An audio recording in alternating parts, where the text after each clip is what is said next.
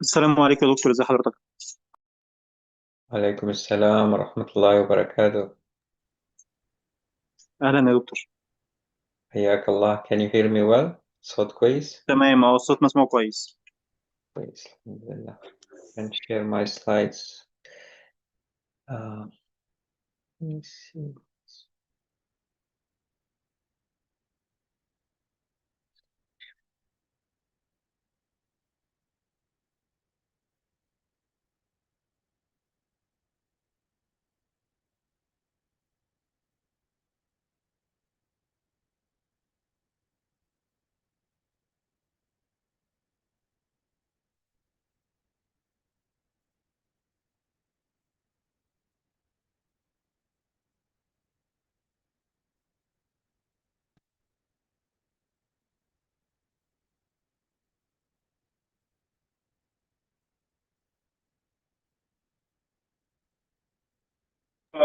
تمام كده واضح يا دكتور.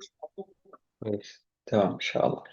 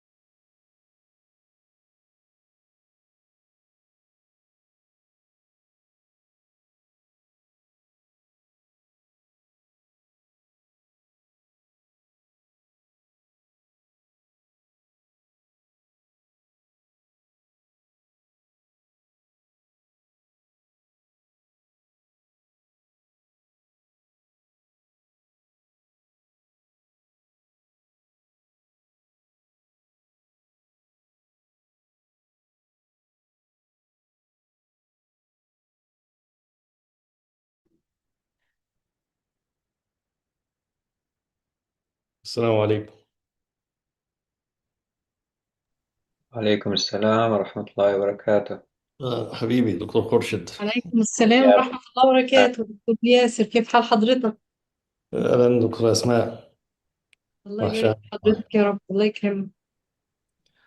الحمد لله منورنا والله، وجزاكم الله كل خير والله حضرتك ودكتور خورشيد، والله بجد يعني. حياك. wonderful initiative. انتوا خليتوا لنا، احنا لينا قيمة يعني الحقيقة، يعني لا عملتوا لنا قيمة. استغفر استغفر الله، لا أول والله. أول مرة تكون حاجة زي كده عندنا في نجران يعني، وكده الحمد لله رب العالمين. التوفيق دايما إن شاء الله، مجتهدة إن شاء الله. ومجهودك دايما إن شاء الله. مكلل بالتوفيق إن شاء الله. شاء الله ان شاء الله يا دكتور، والله ربنا يبارك في حضرتك يا رب. الحمد لله. النهارده كان عندنا لسه مخلصين ورك شوب، برين ولانج، يعني الحقيقه الواحد الحمد لله يعني من الساعه 7:30 الصبح لحد دلوقتي الحمد لله، فيعني ان شاء الله يا رب يكون في حضور كويس ان شاء الله باذن الله. بإذن الله تعالى. ان شاء الله ربنا يبارك في حضراتكم. ممكن بس بعد إذن دكتور خورشيد. I have my presentation. Like you want to test this, share it. Yeah, because it's not PowerPoint, it's AI طيب smart أوقف. program. خليني أوقف الشير تبعي وأنت بتروح. Okay, let me open it first.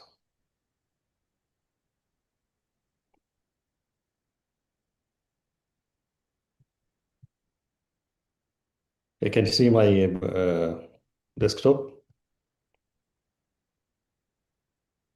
أيوة, we can see it. Yeah, yeah. Just there is a video inside. Just let me know if you can Hmm. can hear the video clearly. Okay, this all sounds incredibly advanced, right? But it brings up. Can you hear the video, the Yeah, voice? yeah, yeah. Yes. Okay, very good. Okay, now I'll stop sharing. That's only my point. Now we can start again. Okay, I will share my presentation. Share sound. There.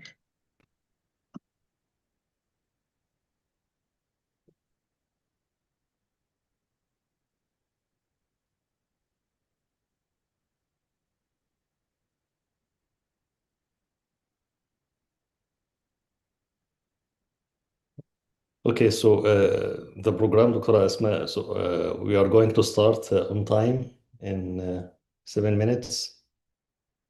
And I assume you're going to introduce Dr. Khorshid تمام. and then start right away, right?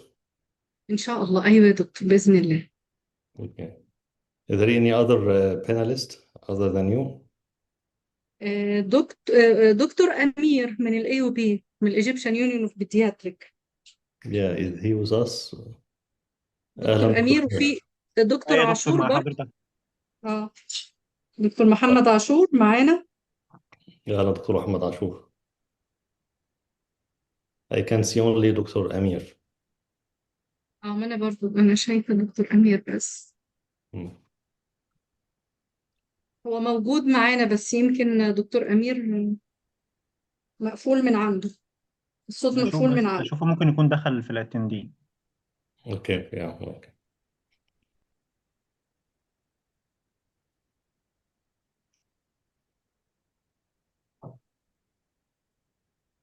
You can let him know he can join us as a panelist if he likes. انا بعت له ايميل يا دكتور. No, ماشي تمام. أو ممكن أنت you upgrade him. I can see her name is محمد عاشور هنا. You can upgrade him to a panelist. تمام حاضر.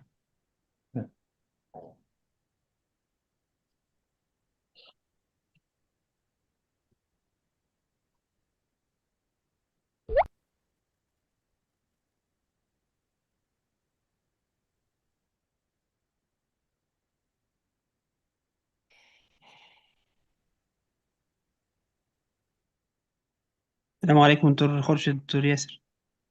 وعليكم السلام ورحمة ورحمة الله الله وبركاته. وبركاته. أهلا وسهلا دكتور محمد. اهلا بحضرتك، والله شرف لينا وجودكم معانا والله.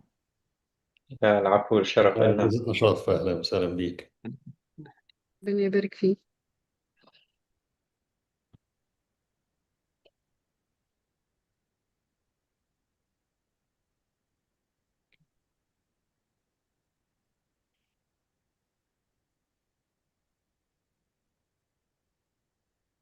أسماء الصوت مسموع كويس لأنه المايك شوي بعيد. ايوه، انا عندي مسموع كويس جدا ما شاء الله. سامع. ممتاز. حضرتك سامع عندي الصوت كويس ولا انا؟ صوتك ممتاز، صوت كويس. تمام تمام ان شاء الله.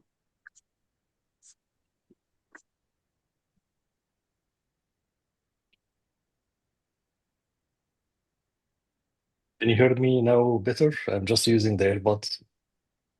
Is it better with earbuds? صوتك ما شاء كويس في الله. الحالتين ايوه يا أحسن. ايوه ما شاء الله.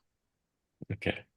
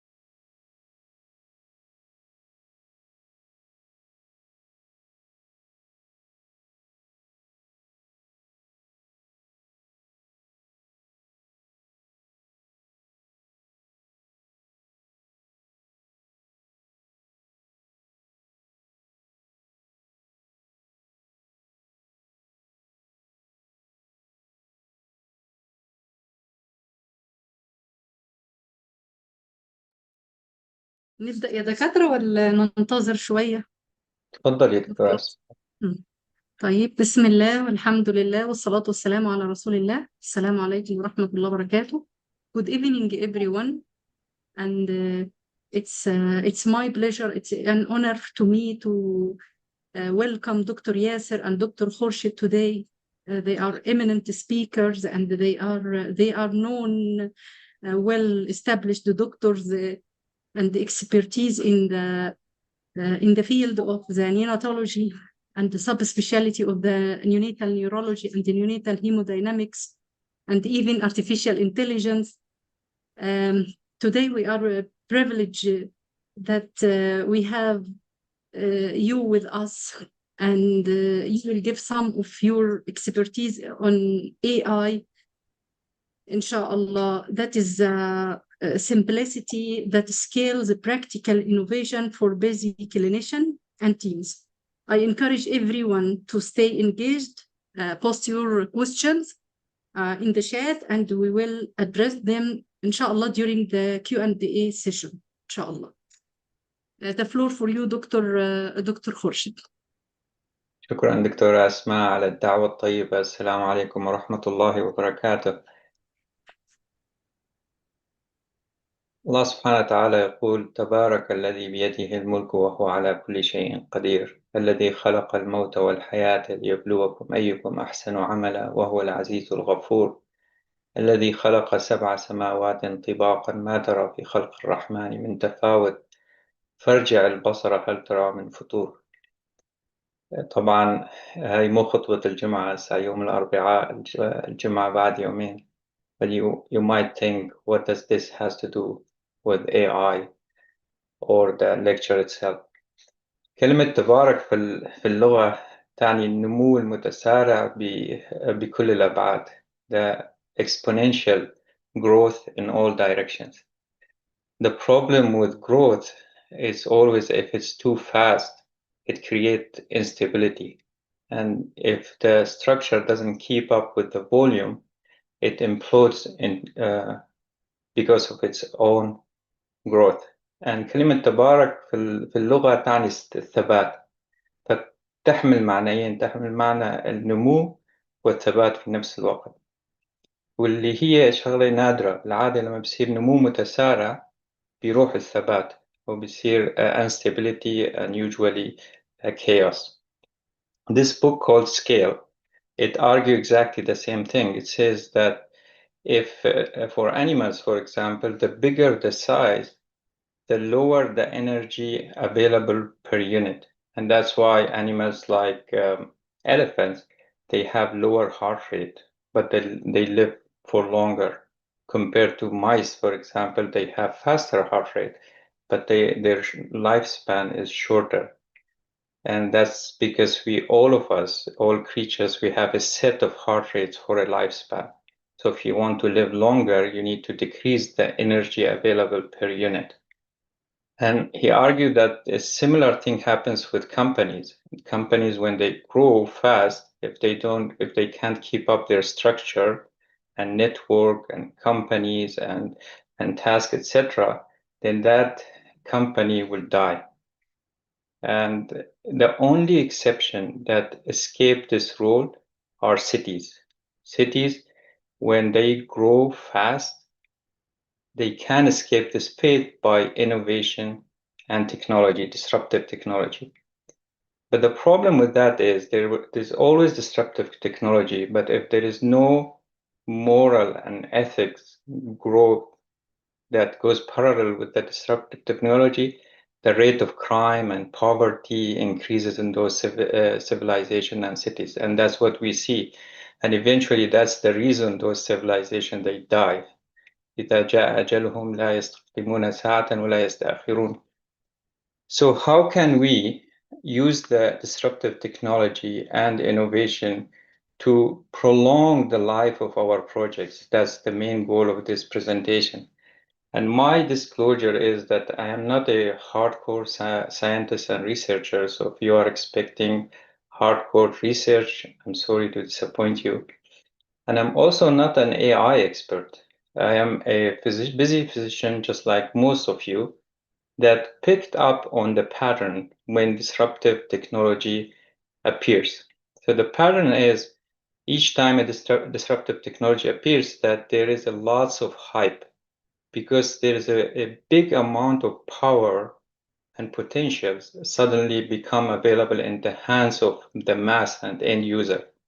And that makes the elite society afraid, scared, concerned because they are suddenly will lose their status.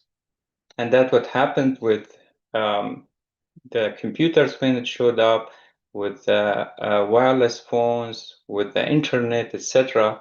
And now with the AI was the same theme. We had two group polarizing. One is the mass, like you and I, who suddenly we had in our fingertips things that we can do. We never dreamed that we were able to do before. Some of the tasks that we are doing today, we would have asked a big team, asked for grants, wait for months to be able to do this thing. And suddenly now we can do it in 1 hour or 2 hours. And that's, of course, made lots of those elite society scared that maybe we will lose our status and we will lose our importance. And that's what created all these problems and hype with AI. Now, the good news is that against the will of this elite society, رب العالمين always makes what ما ينفع الناس يمكث في الأرض. And the good story is the sugar, for example. Sugar used to be a luxury and locked in closets and only presented to very important guests in cubes. And then it became available for the mass between 1950 and 2000. And all the way now that we are trying to cut down on sugar because there's too much of it available for everyone and causes obesity and other problems. And this is the Gartner hype cycle. You probably have seen it before. And I always remember the ayat, فَأَمَّا الزَّبَدُ فَيَذْهَبُ جُفَاءً. So the first time, the first round that we have faced with AI was the zabad. There was lots of zabad, lots of hype, lots of platforms, softwares, sign up and popping here and there, YouTube's courses. And we have all subscribed to lots of garbage, thinking that this might be the solution for this AI that is coming our way. And eventually, the زبد يذهب جفاء وما ينفع الناس يمكث في الأرض. And as time goes by, what is beneficial from the AI will stay, and it will really change the landscape of how we are functioning, and it already does. If we are not keeping up with what's coming our way from AI, we will become obsolete. Just like if today you don't know how to operate a PowerPoint, how to work with Zoom, how to use the internet, there is no way for you to find a job. Not that there are no jobs for physicians, but there are no jobs for a physician who doesn't know how to work with internet, who doesn't know how to work with PowerPoint, with Zoom, etc. So a similar thing will happen with AI. Soon enough, physicians or any specialty or business for that matter who don't know the ABCs of artificial intelligence, they will not be able to find jobs. Now, what I wanted to present today is a framework. And the challenge I have for myself and you to use this framework to solve a complex problem and simplify it and then make it available for everyone. So I will show you one example how we use this framework to quickly solve a complex problem and then share it with everybody. And the challenge for us to pick one problem that you have using this framework to try to solve it and share it with everyone. So this framework or tool called Reframe. So we will look at the clinical essence of the problem, and then we will try to prototype fast some of the solution for those targeted questions that we identify from that problem that we dismantled it using simulation, decision aids, and AI applications. And then quickly measure what matters, not to increase our number of our publications, but really to answer specific and clinically relevant questions. And finally, how can we share it and make it available to everyone so they can feed back to our study and make it even stronger? So the case example I wanted to use to present to you to use this framework is the Sarnath scaling. And I always brag that I still work with Dr. Sarnath. I have the pleasure, and we were able to name our fellowship after him. The Neonatal Neurocritical Care is named the Harvey Sarnath Neonatal Neurocritical Care Fellowship. And his first paper, interesting enough, was published in October 1976, and that's the month and year I was born. And it was on 21 babies, 36 weeks and above, and it was for acute asphyxia, not chronic asphyxia. And famously, he created these 3 stages of Sarnath: mild, moderate, and severe HIU. And we have been using it since. The problem is the reality is complex. This is one case of a baby who was born at home and was resuscitated initially by her father. Then the AMS came and continued resuscitation. They gave her Apgar of 3 at 10 minutes. And then the neuro exam had 2 out of 6 of major Sarnath category. There was low tone and baby was lethargic, but responded to touch. So initially, from the call with our transport team, they initiated the cooling because we have a low threshold to start the cooling. But then when the baby arrived to us, it was after midnight. The fellow who examined the patient thought that the baby's neurological examination is fine. It doesn't fit the criteria for cooling. So he or she stopped the cooling. So in the morning I came and I examined this baby, and I thought the baby was a bit lethargic. And I looked at the EEG and AEG. The bottom of the screen, the blue and red, is the amplitude integrated EEG. The lower border was below 5 microvolt, and the pattern was discontinuous. For a term baby, discontinuous pattern is abnormal. So we restarted the cooling. So you can imagine they started the cooling, then they stopped the cooling, then we restarted the cooling because it was still within the 6 hours of life. And then this kiddo, she had acute profound asphyxia pattern. So the image on the right is ADC map, where black is abnormal. And you can see these 2 areas very symmetrical in the deep gray matter. They are black. And then eventually later at day 14, when we repeated the MRI, the T1 weighted image, the permanent injury is bright. So you see the same area which was black on the ADC is bright. So this kiddo ended up having cerebral palsy. So you can see here in wheelchair, she is very active, participating in fundraising events and races. But there was always this lingering question, guilt inside her mom's head. And I have met her several times. And she was saying, why did we stop the cooling? Why did we, did that injure her brain when we stopped the cooling and then restarted the cooling? Could we have done better job in identifying her stage of HI? So it's not as easy as it seems, like when Dr. Sarnath created his staging. So this is a nice paper from an Australian group when they looked back at the Sarnath staging and the cooling criteria. They found that was 50% of the case that deemed not eligible for cooling, they were in retrospect eligible. And the main source of variability was the encephalopathy assessment, or the way we interpret the Sarnath staging. So we came up with more complex scores. We came up with Thompson score. There's the Brigham and Women scoring system. There is a score that published by Dr. Lena Shalak. The problem, why are we not using these scores? They are very much more accurate than the Sarnath scoring, but we are still using Sarnath scoring. Same, we are still using the Apgar score because of the simplicity. It's simple enough for everyone to use it. It's simple enough to use it in the blink of eye, in the split of second, without thinking. So that Sarnath staging stood the test of time against this complex scoring system that was published at more accurate, but they are not simple enough and practical enough to be implemented by the frontline providers like you and I.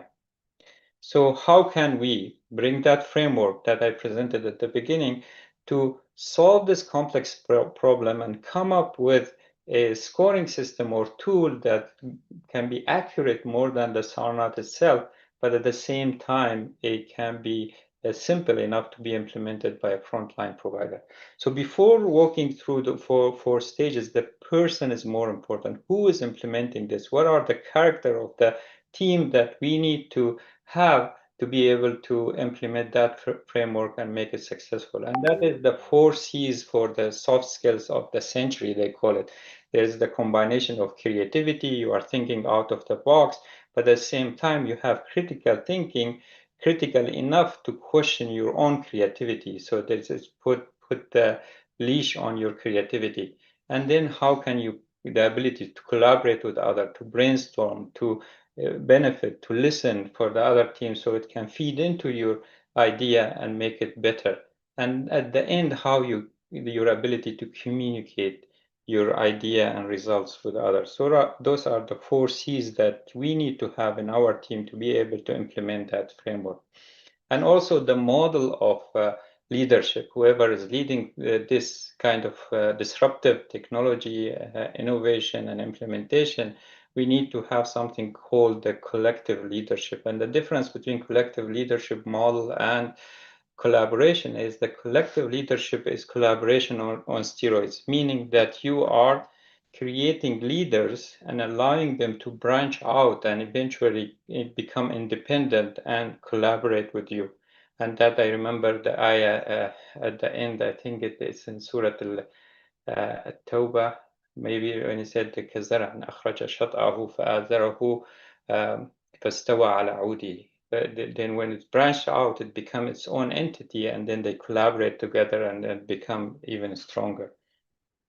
So reframe. So what did we do with this SARNAT scoring to get to the bottom of the clinical essence of the problem? So we looked at the variability. Where is the variability lies when it comes to HIE, moderate to severe, when it comes to cooling, the timing of the MRI, the hemodynamics management, the respiratory, and we found that there is variability all over the place. And the main, interesting enough, everybody used SARNAT scoring, and only one center was using the Thomson score, but Thomson was based on SARNAT too. The problem was that it was in the interpretation. People were interpreting it differently for the same patient. And also the graph on the right here, we compared the centers in Canada, and when we found that there was a variability in the term of the mortality, morbidity, and combination of mortality and brain injury. So from this, we created our priority. Where should we start to address the variability? And we found that starting with the time of birth and the identification of HIE. And we didn't want to take a shortcut. For example, most of the centers, including us initially, instead of focusing on improving the identification of HIE and cooling the proper kiddos, we lowered our threshold and we started to cool more and more mild cases. And that what that did, it inflated our denominators and made our results look better because we are cooling now more and more mild cases. So the graph on the top right is from Vermont Oxford network showing that over time in the US, the number of mild babies cooled increased steadily, and the table on the bottom is from a study we conducted in Canada, showed the same thing comparing babies during the COVID time compared to the prior to COVID time. Now, I mentioned that we identified at the birth is the problem that we need to address, and then the identification soon after that. So this is just an example how some of the clues that made us think that we should focus on birth. This was a full-term baby. There was fetal heart rate deceleration, emergency C-section. Apgars were fine at 10 minutes was 8, and the RT handed us a blood gas, and the arterial was 6.8, and baby at 10 minutes of birth was this. And this is actually a video. You think it's an image, but the baby was completely flat, not doing anything. So no spontaneous movement, abnormal posture, baby is lethargic. So this baby was cooled. Immediately during the resuscitation, they switched off the warmer, and they started cooling, and then came to the unit, and in the unit the baby arrested, and they started to do CPR. Only then they discovered that this baby had subgaleal hemorrhage, and this baby developed DIC. We had to discontinue the cooling and had eventually renal failure and required dialysis. So this was similar to the girl. This kiddo had acute profound asphyxia. Similarly, ADC map showing bilateral black area in the deep gray matter, and same areas is bright and even more extensive on the T1 wave image. And this baby ended up having cerebral palsy too. And in retrospect, when we did the X-ray, the heart was small. So had we done a POCUS in this case, we would have known that this baby's heart is empty and probably needs some fluid or blood in this case, because he lost lots in the subgaleal area. So a few more observations. If you look at the new cooled cohort, you see that even without changing any of our treatment, which is cooling is the only evidence-based treatment that we are using for HIE, the incidence of mortality and morbidity decreased over time. And why is that? There must be something good that we are doing has changed over time, and that is the care that we are doing before the cooling, during the cooling, and after the cooling has improved over time. That can explain why the mortality and morbidity for this population has improved. And also another observation, why the incidence of asphyxia is much higher in the low and middle income countries compared to high income countries, despite we have the same cooling available for both of us. So that's something was interesting. And finally, when we looked at the incidence of asphyxia in our cohort, we found that the incidence of asphyxia was higher during the night shift. And we know that the incidence of moderate to severe HIE is higher also in outborn patients. Why is that? So all those pieces of puzzles trying to dismantle it and simplify the problem into one thing. And that one thing was resuscitation. So we identified that improving resuscitation really should be the focus, because then you decrease the incidence of HIE in those babies who are outborn, you decrease the incidence of HIE in low and middle income countries, and you will decrease the incidence of HIE in after hours. And we changed that and we simplified into one page and saying that do not start cooling and start your assessment before 1 hour, so we can keep the focus in the first hour on the baby, on the resuscitation, on allowing the baby to transition properly before doing our SANAD scoring, and we created these stickers. And then we put it from those variability table that I showed you earlier, we created one page for our team. They laminated, they take it out, and they made it available for the referring centers that they send us HIE babies. Now, the second one, so first we focus on resuscitation. And by the way, the cord milking trial, the multi-center cord milking trial, didn't show that it improved the long-term outcome. But if you look at the table, the incidence of moderate to severe HIE was significantly lower in the cord milking group. And that is because when you do cord milking, you are there, you are at the resuscitation, you improve your resuscitation, and that's why your incidence of HIE is decreasing.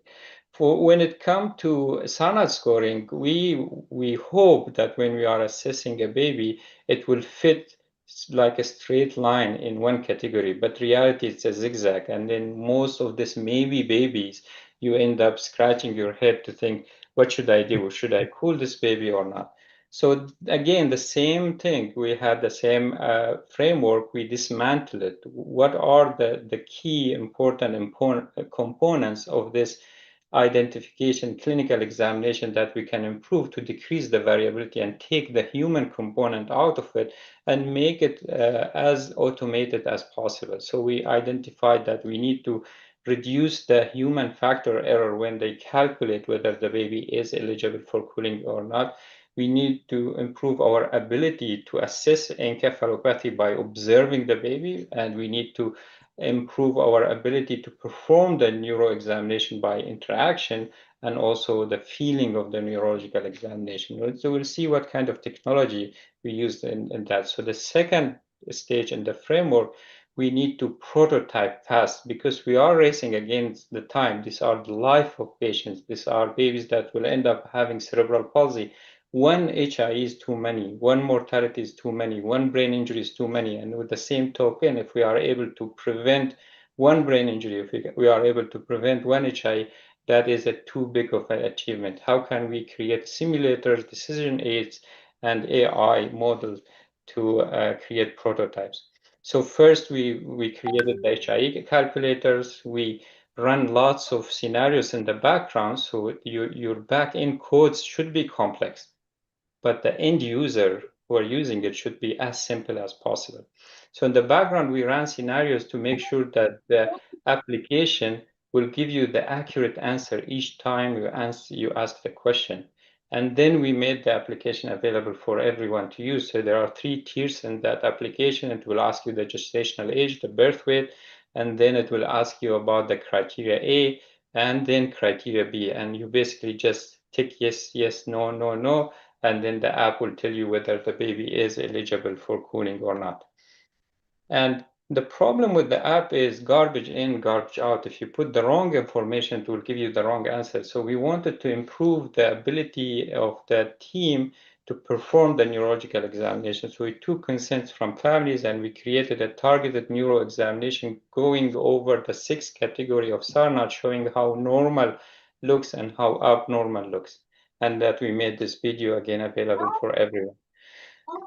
The next problem is, by observations, you can probably identify encephalopathy, but can you perform the neuro examination? So we created a VR model from a real cases where a smart group of students have converted them into animation, and we created that VR where you can perform a neuro exams, the 6 category of SARNAT, in virtual reality. And here's one of the students is doing the pupil reaction in virtual reality. And this was the project of one of my students, who's my colleague now, Dr. Guram.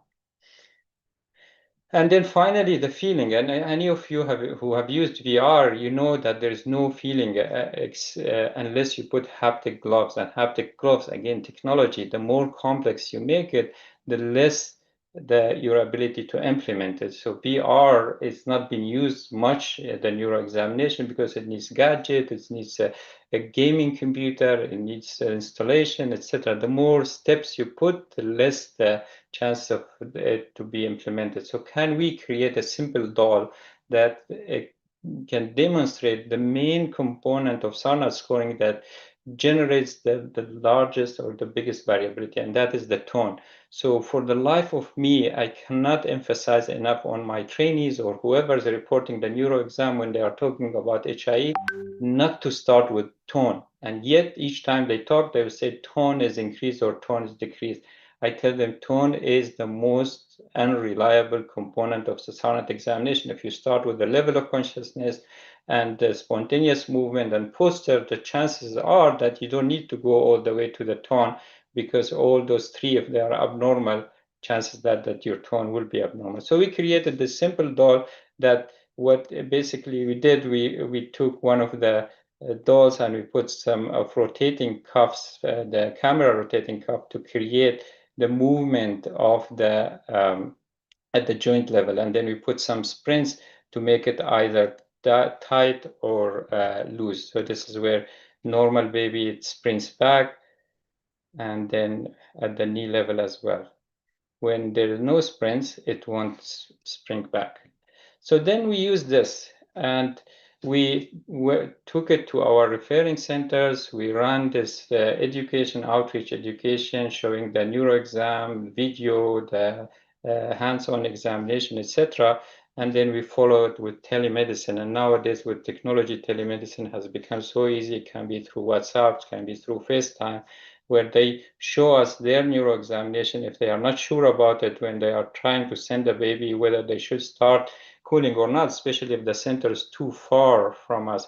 we ask them to put on the camera and walk us through the neuro examination, and then we go through the 6 categories and we tell them, yes, this baby is encephalopathic, start cooling, or no, follow it with the serial neurological examination until our team arrives. And this is our virtual NICU network. The third, so now that we created the prototype and you are in the race of time, you find the right person, you try reiteration, you throw lots of it in the garbage until you find the correct prototype that serves your purpose. And now you need to publish it, because if you don't publish it, it didn't happen. You cannot spread any idea, and it's on the paper, it's published somewhere. So how can we publish it quickly? Because you don't want to go for 10 years from the bench to bedside. These are very important questions, high yield targeted. How can we do that? So what we did with the doll, one of our ex-fellows who went to India and created her own neurocritical care program, we asked her to train her nurses using the traditional methods of neuroexamination teaching and using the doll simulation. And what we ask them is then to send us their examination, independent examination, without telling us which group was it performed. And then us independently, we assess the accuracy of their 6-star not scoring. And to our pleasant surprise, the simulation one was as accurate as the traditional method. And even better, the retention was better in the simulation group because it was under a quiet, not stressful environment. And now suddenly you can scale this up because it's a simple doll. You can create it in your garage. You have the app, the calculator available for free. You have the neuro examination available for free. This simplicity that addressed the complexity with accuracy can be scaled up now. And did it make a difference? Yes, it did make a difference. This was a paper we published about the impact of the outreach program. It decreased the mortality by 69%. It decreased the severe brain injury by 72%. And it decreased the inaccuracy of the identification of moderate to severe HIE by 77%. The babies who missed cooling, who were supposed to be cooled, reduced from 19.5% to 4.5%. And also the impact of the neuroprotection itself was that in our own centers decreased the mortality, brain injury, and the use of anti-seizure medication. And this is showing also that it was because of the intervention, not because of the change in practice over time, like the paper I showed you earlier on. Now, finally, the design for adoption, and that's where you try to spread this and make it available to everyone. And one thing I have learned from one of my mentors, he advised me, he said, upscale your skill, diversify your skill, and make it available. And don't rush to ask for acknowledgement. And the thing that you will get the acknowledgement out of that is way more than what you expect.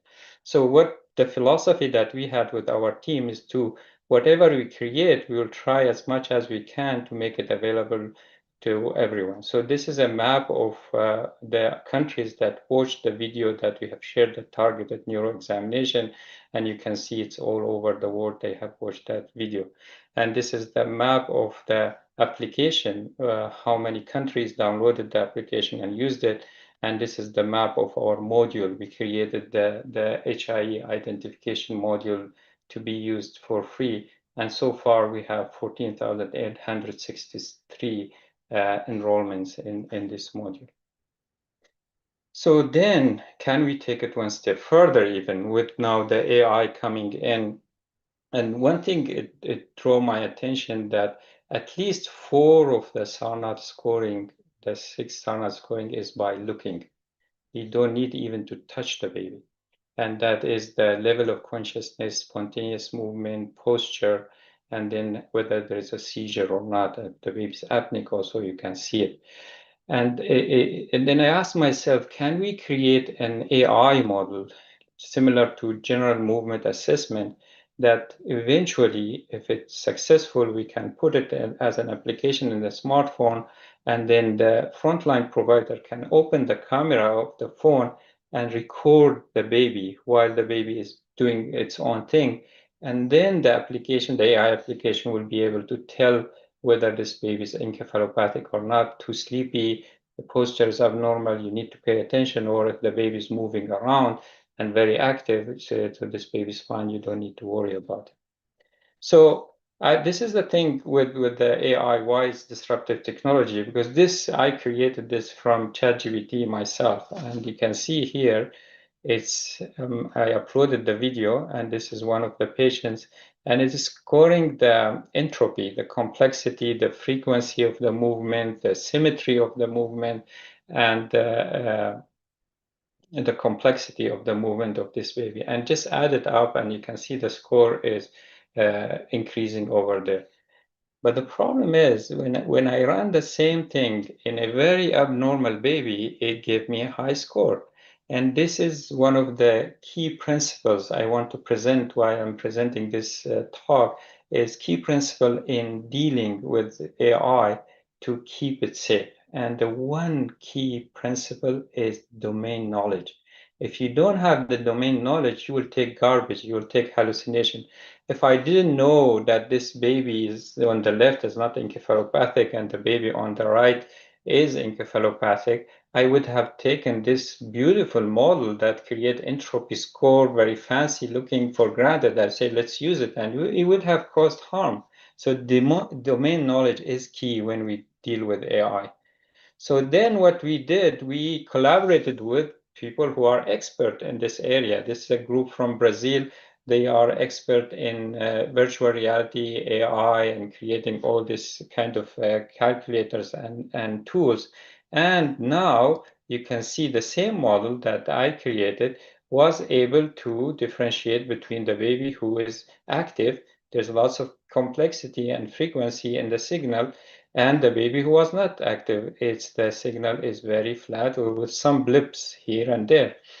And now when you have the combination of the ability to access the AI model and the collaboration, you remember those 4 C's, that you are creative. I was creative, trying to think out of the box, but I had critical thinking to be able to criticize my own idea, and I had the ability to collaborate with this great experts and communicate with them. And now when they created the model, I was able then to go back and reiterate it. And that's where there's something called prompt engineering. You probably have heard of it. You have done some courses about it. And it's really a fancy word of good communication. It's true for AI. It's true for human beings. And the first time I was faced with prompt engineering was because of my son. At the beginning of ChatGPT, you know, the new generation, they were using the AI to solve their homeworks, and he got 0 on his homework, and I was shouting and angry with him, and he told me, you know what, this is the new calculators, but you guys are not there yet. And I got interested. I said, show me how you deal with it. And when I was observing him going back and forth and interacting with the ChatGPT until he created a fine product that was beautiful, and I said, this is it. I need to start using that. So that was prompt engineering in action. So I went back on the same model that was created by this expert. And now I use ChatGPT to analyze the signal that was accurately produced by the model that they have created. And suddenly it was able to do all kind of statistic for me, comparing the complexity here, the frequency, the entropy, accurately differentiating between the normal and abnormal, unlike the first model that I have created, which looked good, but it was garbage. And now the second principle of dealing with AI is human in the loop. If you don't supervise the AI algorithms, it will hallucinate, it will give you garbage, it will be dangerous. And I always remember that AI is similar to al-jinn of Sayyidina Sulaiman alayhi salam. And the only way he kept them in check, it was by always checking on them. They were under his immediate supervision, and even when he died, they continued to do his work, and unless until the Dabbat al-Ard showed them that he's dead, they were keeping themselves in the al-Adab al-Alim. Said فلما قضينا عليه الموت ما دلهم على موته إلا دابة الأرض تأكل من سأته فلما خر تبينت الجن وأن لو كانوا يعلمون الغيب ما لبثوا في العذاب المهين. So you need to keep AI in check, otherwise it will go out of control. So, and also you need to check them against each other. So for example, the most powerful one that everyone is using is ChatGPT. There's Gemini, there's Copilot, there's Gorg, there's different, this foundation large language models that all of us use. They are very easy to use. But then if you want to do something for research, you need to use some other models like PaperPad. If you want to check your references, you can check it with Perplexity, with Open Evidence. If you have something you want to transform it into coding and into an application or calculator, then Claude is your way to go. And you start to do combination. You create the question, the text by ChatGPT, and then you take that text and prompt and you plug it into Claude, and suddenly it generates some nice calculator for you. You generate a nice of edits for your introduction, for example, then you plug it into the PaperPal, and then suddenly it generates references for you, and those references are accurate, and so on. So if we check them, cross-check them against each other, that also improves the accuracy. And this is another example how we can take this one step further. So this is a custom GPT that you can create to prevent hallucination. So this is a GPT I created for our protocols in the NICU, where you upload all your protocols. And what your custom GPT does, it searches only your protocol and answers complex questions and come up with a formulated plan over whatever time frame you put for it, whether 12 hours, 24 hours. For example, if you say I have a baby who is 6 hours old, seizing, has hypomagnesemia, formulate a plan for me in the next 12 hours. It will formulate a beautiful plan, searching only in your documents that you have uploaded. You can create one for your academic CV, you can create one for hemodynamics, one for neuro, etc. And what we did with this, again, that framework in the mind, we wanted to share it with everyone, where I created something called Neuro Nuggets Weekly, where I pick one chapters of Volpe's Facebook and create MCQs using ChatGPT from that the chapter, and then take those questions to Claude and create an interactive MCQs that be shared with everyone, and they can check their own scores. And we use the same methodology to create questions, MCQs for neonatal neuro critical care examination. And with the human in the loop patterns or method, we had our team reviewing every question, making sure that they are accurate and not hallucinating and not repetitive and not too simple, and adding some images and context, etc., to create this beautiful more than 4,000 questions that could have taken us otherwise years to create. We were able to create it in 1 month. And this is how we did it in ChatGPT. And then finally, when you have this method, the sky's the limit. You are having the creative mind. You don't stop at any point, any block.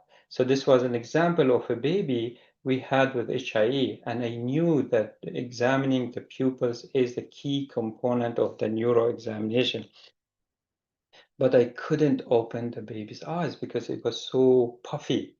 So I just thought, what if I put a hockey stick probe and try to look at the pupils using ultrasound? And it was beautiful. So this is, I asked my fellow to shine the light from the side. This is before shining the light. You can see the pupils are a proper size. And then after the light was shone, you see that pupil was constricted. And here is another example showing it better. You can see how the pupil here is constricting when the light is shone from the side. And then we took it one step further, because there was a baby when it was born at home, and the father resuscitated his daughter. She came to us, she was white like a blanket, and her neuro exam was terrible. The only thing in her neuro exam was normal was the pupils. They were equal and reactive to light. And once we gave her blood, she flourished like a flower. And then it occurs to me that really the eye is the window to the brain, and we should always make sure that we are examining the pupils.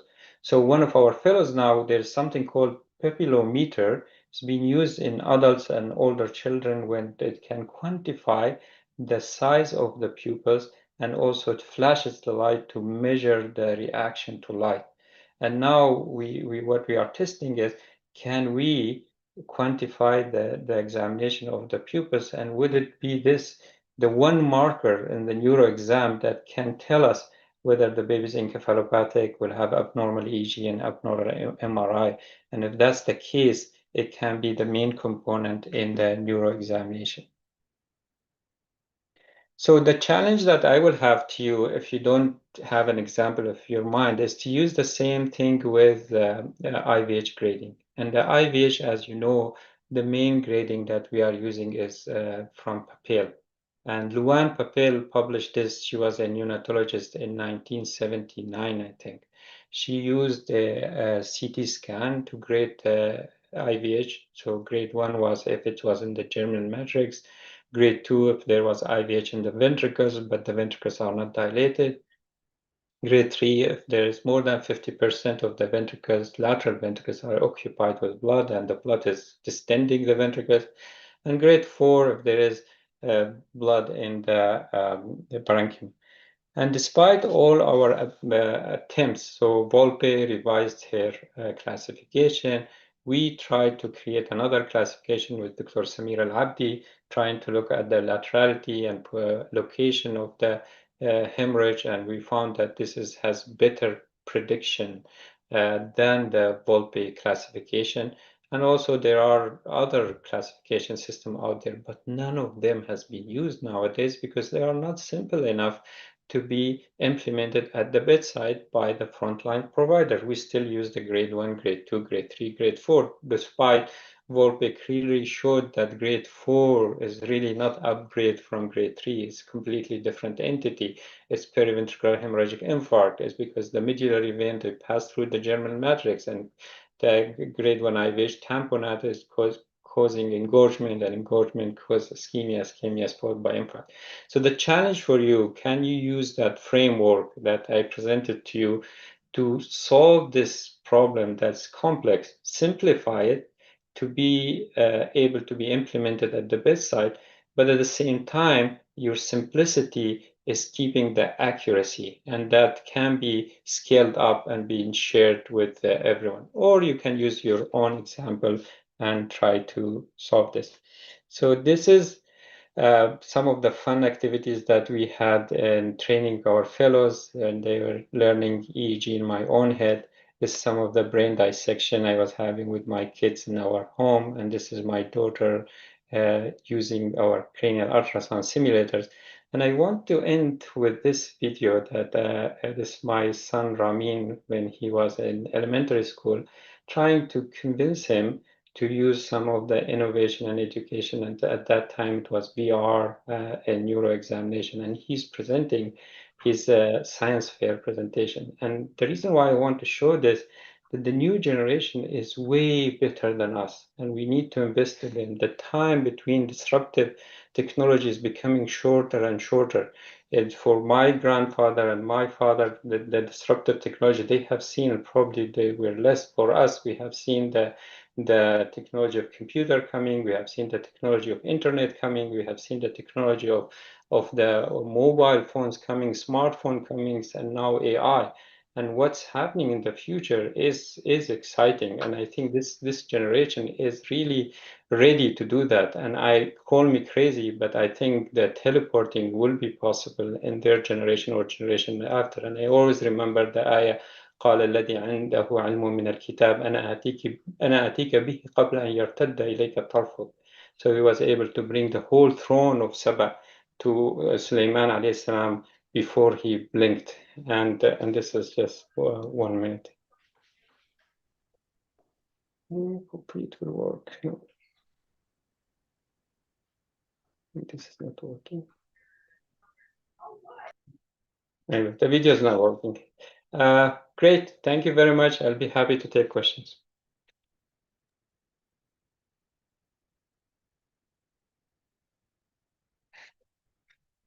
Thank you very much, Doctor. MashaAllah, Dr. Khorshid, for this very nice and practical, inspiring presentation. Really, and on how these applications, innovations, and updates, it will help us. I remember last year when I attend your lectures, also in this in a TAIF. I feel I'm so lagging behind, but really I feel now I'm, alhamdulillah, taking many steps. Alhamdulillah. So now still when we hear you, always we feel that we are lagging behind, but you are helping us with your simplicity and your cooperation.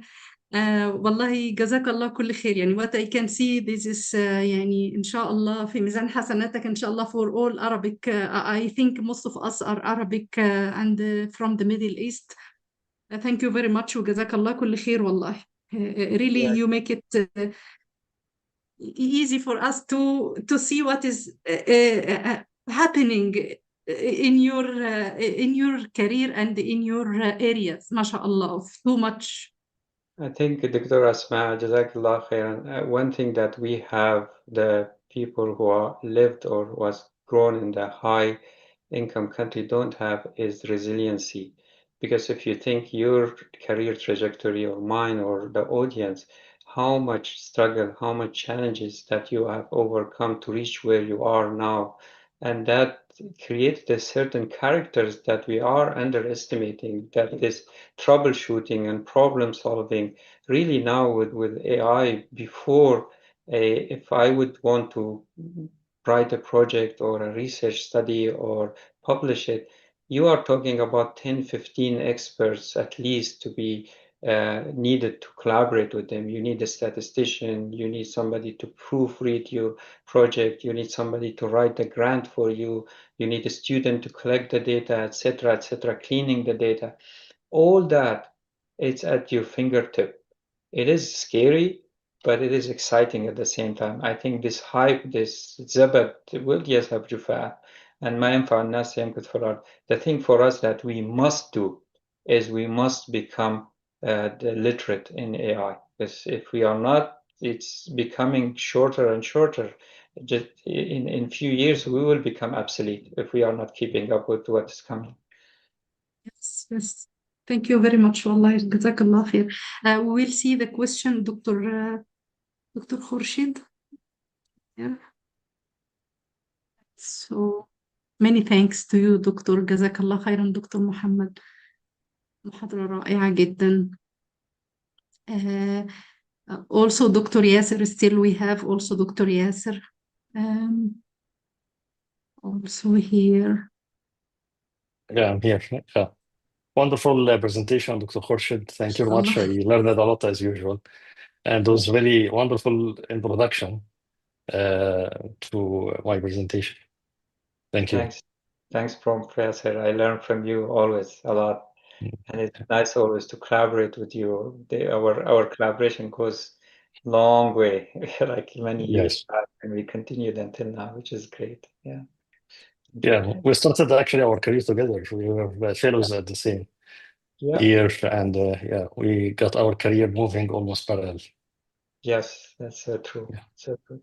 I see question by Usama. I think Usama was one of our fellows, and now he's my colleague, and we are sad that we lost him. He's asking, what's your take on unsupervised machine learning potential? So much potential, Usama, as long as you have the domain knowledge, because then you can differentiate between what's garbage and what's not garbage. Like, for example, if I do unsupervised machine learning for coding, there's no way for me to know whether the output is accurate or not. But if I do it for something like neuro, I can tell that this is accurate, this is good, this is not good. So you need to have that domain knowledge to do the unsupervised. If you have the domain knowledge, then it's unleashed so much potential that we didn't even know. The example that I showed you where I created the first movement assessment tool for using ChatGPT, initially didn't give me what I wanted. And then when I collaborated with the group from Brazil, they created the accurate the tool And then I was able to do some unsupervised machine learning with it using the same examples, and it was able to, from the output, from the number itself, there's lots of potentials there. Yeah, just I would like to emphasize on one very important point you mentioned, Dr. Khorshid, about all of these artificial intelligence platforms, including ChatGPT, Gemini, and all others. A lot of colleagues all over the world, they deal with them as very smart tools and ready to use to answer questions, which is not true.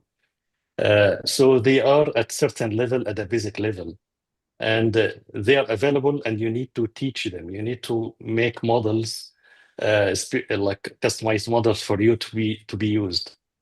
Like the most recent version, they are actually upgrading every year, multiple versions since they started 2023, the first model of GPT until now. Every year they are increasing the intelligence and the network to get as much as they can data and give you the answer. The most advanced or the most recent version is almost, if we are talking about neonatologists, is at the level of senior fellow or junior attending fellow. So not at the expert level. So don't deal with the ChatGPT as expert person to give you the most expert answer. You need to create custom way, and I will show during my presentation how we did that in hemodynamics to answer your question. So you have to consider the platform as just a starting point, and you need to build up. Use it wisely to make a model that can help you, but don't use it as is. And it is different with different versions. So they have the basic free model, and they have the Pro, which is the most expensive, and they are different. They are not all the same. Typical, all of these companies, they are making money because they have a lot of expenses to upgrade, to maintain ChatGPT every year. They need $100 million to maintain it and to upgrade it, to keep it running. So they have to make money out of it. That's why it is totally different. You cannot rely on unfortunately, on the free version to give you what you want.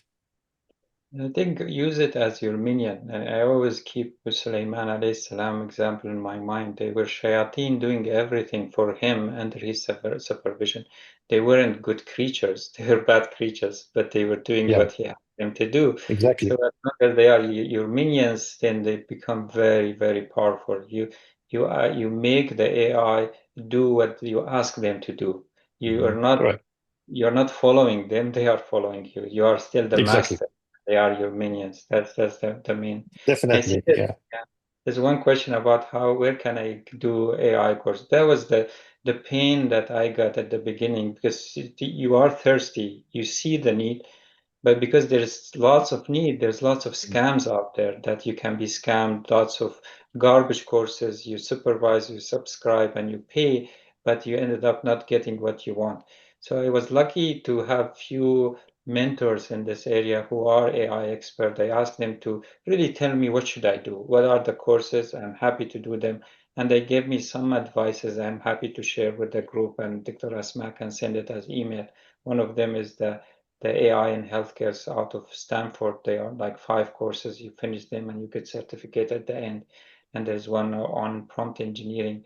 But the one interesting enough that I found was the most practical and useful was by one of my fellows. She passed it to me. Is run by a physician from India. So I attended all his. He ran 9 hours course. Goes from idea to implementation, over all the research, statistic, general use, and then finally the publication. So I connected with that person, and I'm planning to create a 3-month course with him and make it available for online sign up. And we'll see, he usually could charge about 75 Canadian dollar per person. And I'm negotiating with him to reduce it for trainees and low and middle income country. But that will be sometime in January. We are planning to apply for CME accredit and whatnot. I would say I would highly recommend that one because I did it myself and I find it the most practical, and then I will send you some of the ones that some of my mentors in AI advised for me. And I think Usama did AI in healthcare out of Stanford, and it was very helpful to me.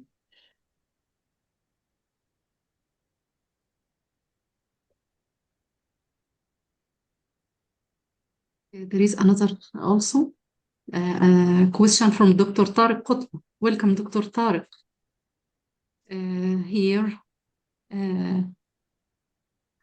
he used the Manus. It's a very helpful and reliable tool. I like it especially in the critical appraisal of the articles. It is, yeah, there is, and there's a consensus I find is the most powerful. Manus is good too. Consensus and PaperPal. PaperPal was the company that created PaperPal was what you call it? They used to proofread the research papers. You send them your paper, they will proofread it to the article, and then you'll be able to publish it. So the same company created PaperPal. Now it's an AI tool. So I find that is compared to all those, that PaperPal is the most powerful and consensus. But Manus is good too. So whichever you feel you see that meet your needs, use it. I think that's what they have overlap capabilities. Yeah, I can see. Yeah, need money. As Dr. Yasser said, most of the ones that give you the actual benefit, they need sign up, unfortunately. There is the free version of them. It gives you certain points. So if you are, one of the smart way of doing that is to have multiple accounts. So each account will give you a certain window of free points, and then you have to wait the next day or the day after. So that's one way to work around it. Yes. You make our يعني you make it easy for us يا دكتور يعني. It is. I think you and I and the audience we can find a way. And sometimes I joke with my friends. I said, Syrians, we are hackers by nature, and Egyptians are the same. So we can work around stuff. I see Sally's hand is up. I think I will. Oh, we are 2 minutes over. Sally, do you want to ask your question? Then I will move to Dr. Yasser.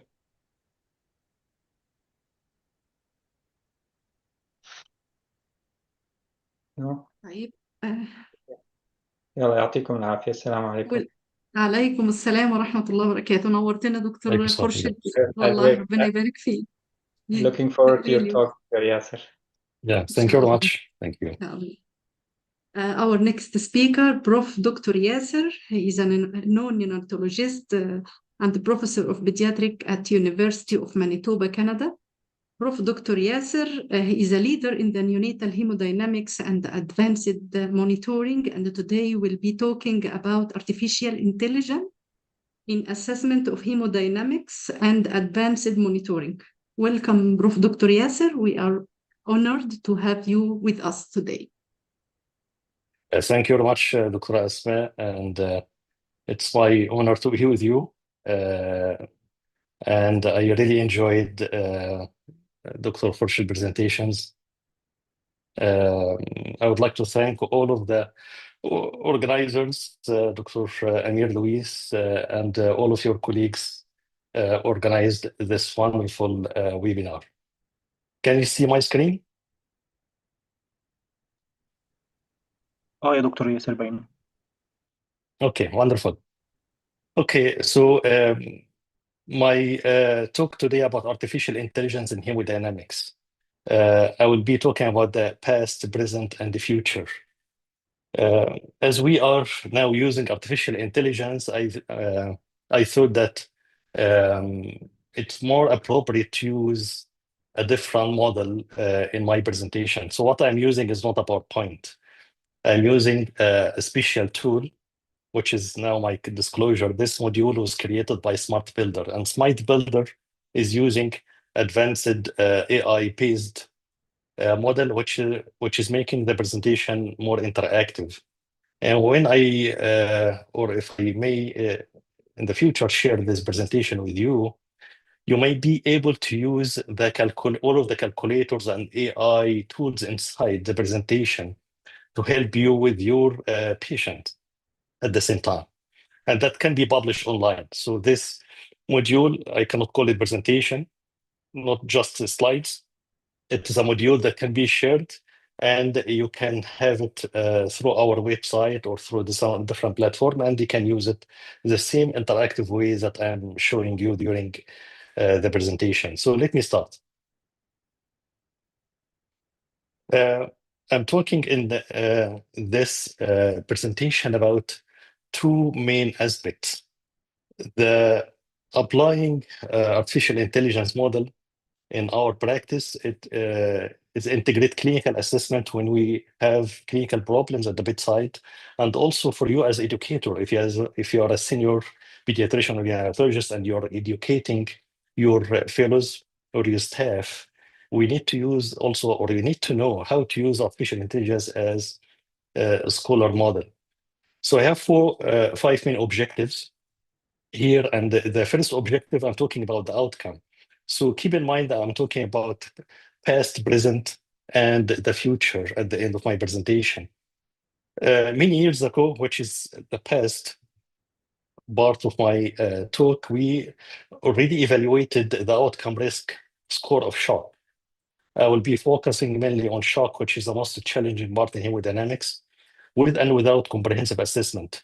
We used to assess shock by looking at mean blood pressure. Mean blood pressure, more or less or equal to gestational age, and make it simple. So the same idea as Dr. Khorshid mentioned, that we are trying in our practice to simplify things. And when we come to a more advanced way or more detailed scores, we have difficulty applying that because we used to make it simple. And that's the main challenge when we introduced the IEH, or Integrated Evaluation of Hemodynamics model. So to convince our colleagues and to convince everyone all over the world that integrated hemodynamics is the way to go, and we have to come out of using mean blood pressure equal to gestational age to assess shock, we have to prove that in research, and I will show you that in the next slide. So that's the first outcome. The second outcome, we used AI to create digital assessment tools for hemodynamics. And these digital assessment tools, actually, we created that, we started doing that since 2020. That's before the era or before ChatGPT and artificial intelligence. And we used this digital models basically based on the Smart Builder software that I'm using in my presentation, or different other calculator softwares. And one of them is available on App Store, which is integrated hemodynamics calculator. Anyone can use it. It's available only in App Store. And I will show you how we created that also during the presentation. And then we presented the value of using digital smart educator. Now, if we are conducting educational sessions or workshops, which is the most effective way of education, rather than just talking to the people through a classroom or through a presentation virtually, as we are doing now, there's much more effective way of teaching, which is digital smart educator, a new way which is self-driven. You don't have to have the presenter with you, and you can do it yourself at your pace, and they will give you the feedback immediately. The educator will give you a feedback and will teach you step by step how to evaluate and how to understand the physiology and the most difficult aspects, not only in hemodynamics and neonatology, pediatrics, or anything that you can imagine. And also I will show you during the presentation how to use a digital smart educator, which we started already using it in the previous workshop that we conducted in Winnipeg 2 weeks ago.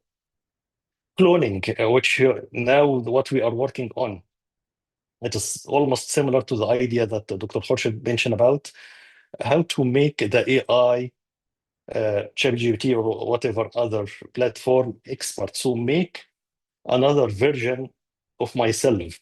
And instead of you want me to ask a question if you have any difficulty understanding hemodynamics, or instead of my colleagues consulting me every day about cases, difficult cases on shock or so, we have this model here, which can be cloned or twinning. So creating a twin of the expert with everything that I have in my experience, including published articles, presentations, everything that can be linked to the AI, and the AI can give the question, guidelines, everything. Again, I will show you how we did that. And now we'll talk about the future, how the future looks like or will look like in AI era. So let us start after this introduction. So that was the research article that we published in Journal of Perinatology, the publisher Nature, 8 years ago, about the impact of integrated evaluation of hemodynamics, IEH, integrated evaluation of hemodynamics, including echocardiography, including detailed assessment of the blood pressure, relying on pulse pressure, diastolic blood pressure, instead of just looking at the mean blood pressure to assess different phenotypes of shock, and also assessment of PA and pulmonary hypertension. So if I ask you as a fellow or as a resident to appraise this article and present it, you may spend one day reading the article and also comparing the similar publications happened, and you may need to present that over maybe 1 hour time. There is also available now in artificial intelligence platform, including Google. So you can apply the article and create different models, and each model you can use it over just a few minutes. For example, you can create a video, short video, 7 minutes. It will give you the extract, and you'll understand everything I meant to you in this article. In only 7 minutes, can create guidelines extracted from this article, can create a score that can help you in the clinical assessment. Let me show you that one by one. So first, the next is just a video for 3 minutes. I cut just half of the video, the last part of the video. It was total about 7 minutes, and just to show you or explain to you the value of this article in very interactive way. And I'm sure that you will be listening to the video until the end. With it's not the same way as we teach, but very interactive, as someone like actor presenting a show to you. So let me show you that in the next slide, and please listen carefully. Incredibly advanced, right? But it brings to the most important question of all. Does it actually work? Does it make a real difference for these babies? Well, a study was done to find out exactly that. What the researchers did was they looked back at the data from 2 different groups of infants who all had compromised circulation. The first group, they called it E.U.P 1, got the standard care. You know, the way things were done before this new integrated approach. The second group, E.U.P 2, got care that was guided by the full IEH toolkit. And they focused on a really specific, really crucial outcome. For these infants with struggling circulation, how long did it take them to recover? How long until they were stable? All right, let's look at the numbers. For the group that got the standard care, the median time to recovery was 71 hours. 71. That's almost 3 full days being unstable. And now, this group whose care was guided by IEH, what was their median recovery time? 36 hours. I mean, that is... الصوت واطي يا دكتور. Yeah, but that's simply... Sorry? الصوت Can you hear them? واطي. Okay, let لا، me لو increase. في اوبشن نعلي الصوت بتاع الفيديو. Okay, let me see if I can do that. I think that's the maximum. Let me try again.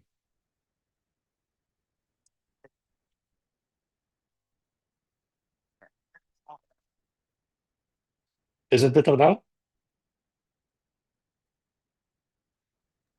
دكتور ياسر يمكن unshare and share. I don't know if you chose the share sound option when you share. You're absolutely right. So let me try that. Share computer sound. Yeah. Okay. Actually work Does it make a real difference? Is it better now? Much better. Yeah, okay. كويس جدا. Okay, this all sounds incredibly advanced, right? But it brings us to the most important question of all. Does it actually work? Does it make a real difference for these babies? Well, a study was done to find out exactly that. So, what the researchers did was they looked back at the data from two different groups of infants who all had compromised circulation. The first group, they called it EPOC 1, got the standard care. You know, the way things were done before this new integrated approach. The second group, EPOC 2, got care that was guided by the full IEH toolkit. And they focused on a really specific, really crucial outcome. For these infants with struggling circulation, how long did it take them to recover? How long until they were stable? All right, let's look at the numbers. For the group that got the standard care, the median time to recovery was 71 hours. 71! That's almost 3 full days of being unstable. And now, the group whose care was guided by IEH. What was their median recovery time? Just 32 hours. I mean, that is a staggering difference. Yeah, just let that sink in for a second. By using this more complete picture to guide treatment, the time it took for these fragile babies to get better was cut by more than half. That is a huge deal. It really suggests that better information leads directly to faster stabilization. And the good news didn't stop there.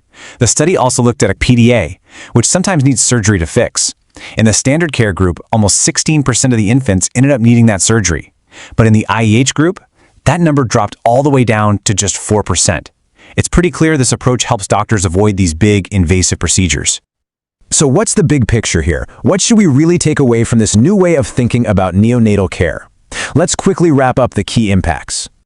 Well, the evidence points to some really clear advantages, right? Shorter recovery times, fewer unnecessary surgeries. But the real power here is that it allows for truly targeted, individualized care. For the first time, clinicians can get a deep understanding of the specific problem they need to solve for each individual patient. They're not just treating a low blood pressure number anymore, they're treating the reason behind it.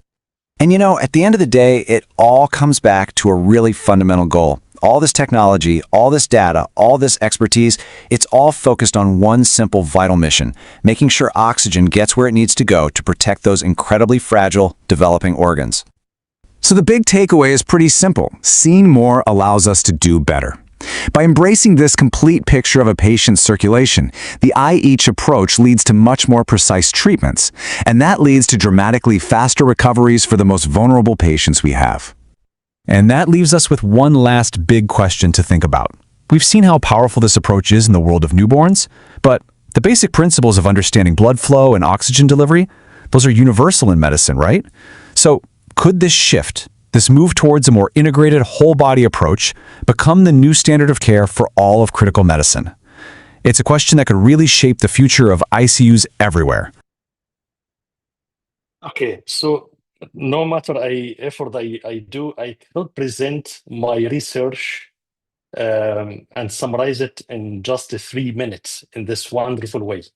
And that was made with one of the Google application, which is it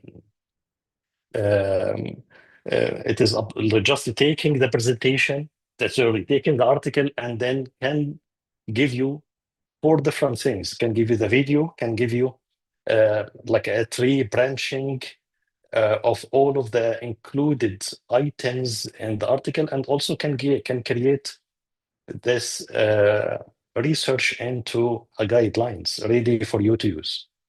What more can be done through artificial intelligence? We asked artificial intelligence to create a score called the physiologic burden score. So use the first epoch 1 when they are only relied on mean blood pressure, delta mean blood pressure, lactic acid, oxygen saturation, and urine output. These are the parameters that we were using typically more than 15 years ago, before implementation of target natal echo integrated hemodynamics approach.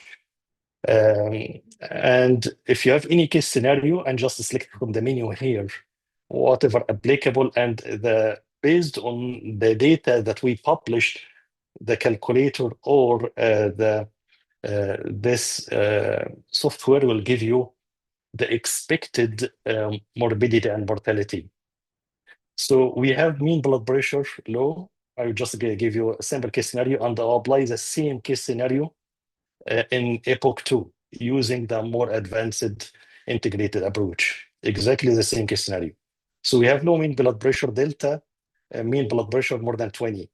So the other concept is that I will try to convince you, when you look at any data for any sick infant, don't look at one longitudinal assessment at one single time. You need to look at the delta vital sign. So you look at the number when the infant was stable, and then look at the number when the infant became unstable and calculate the difference.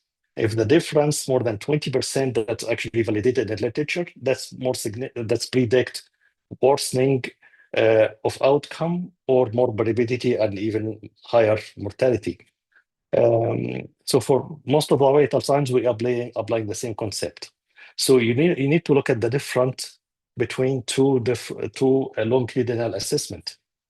Typically, you may have the blood pressure dropped, but still within normal. Then you don't have to continue watching without action. When you have more than 20% drop in any vital sign, including blood pressure, you have to consider intervention. Lactic acid, and you have the specification here, is it less than 3 to 5, or more than 5? And then you have the oxygen saturation was maintained. There is no issue with the oxygen saturation and this case scenario, and urine output less than 1. This is specific case scenario will give us moderate risk, morbidity, and mortality. And then for the same case scenario, I did not assess the pulse pressure. I did not assess the delta pulse pressure. I did not look at the diastolic blood pressure, so not measured.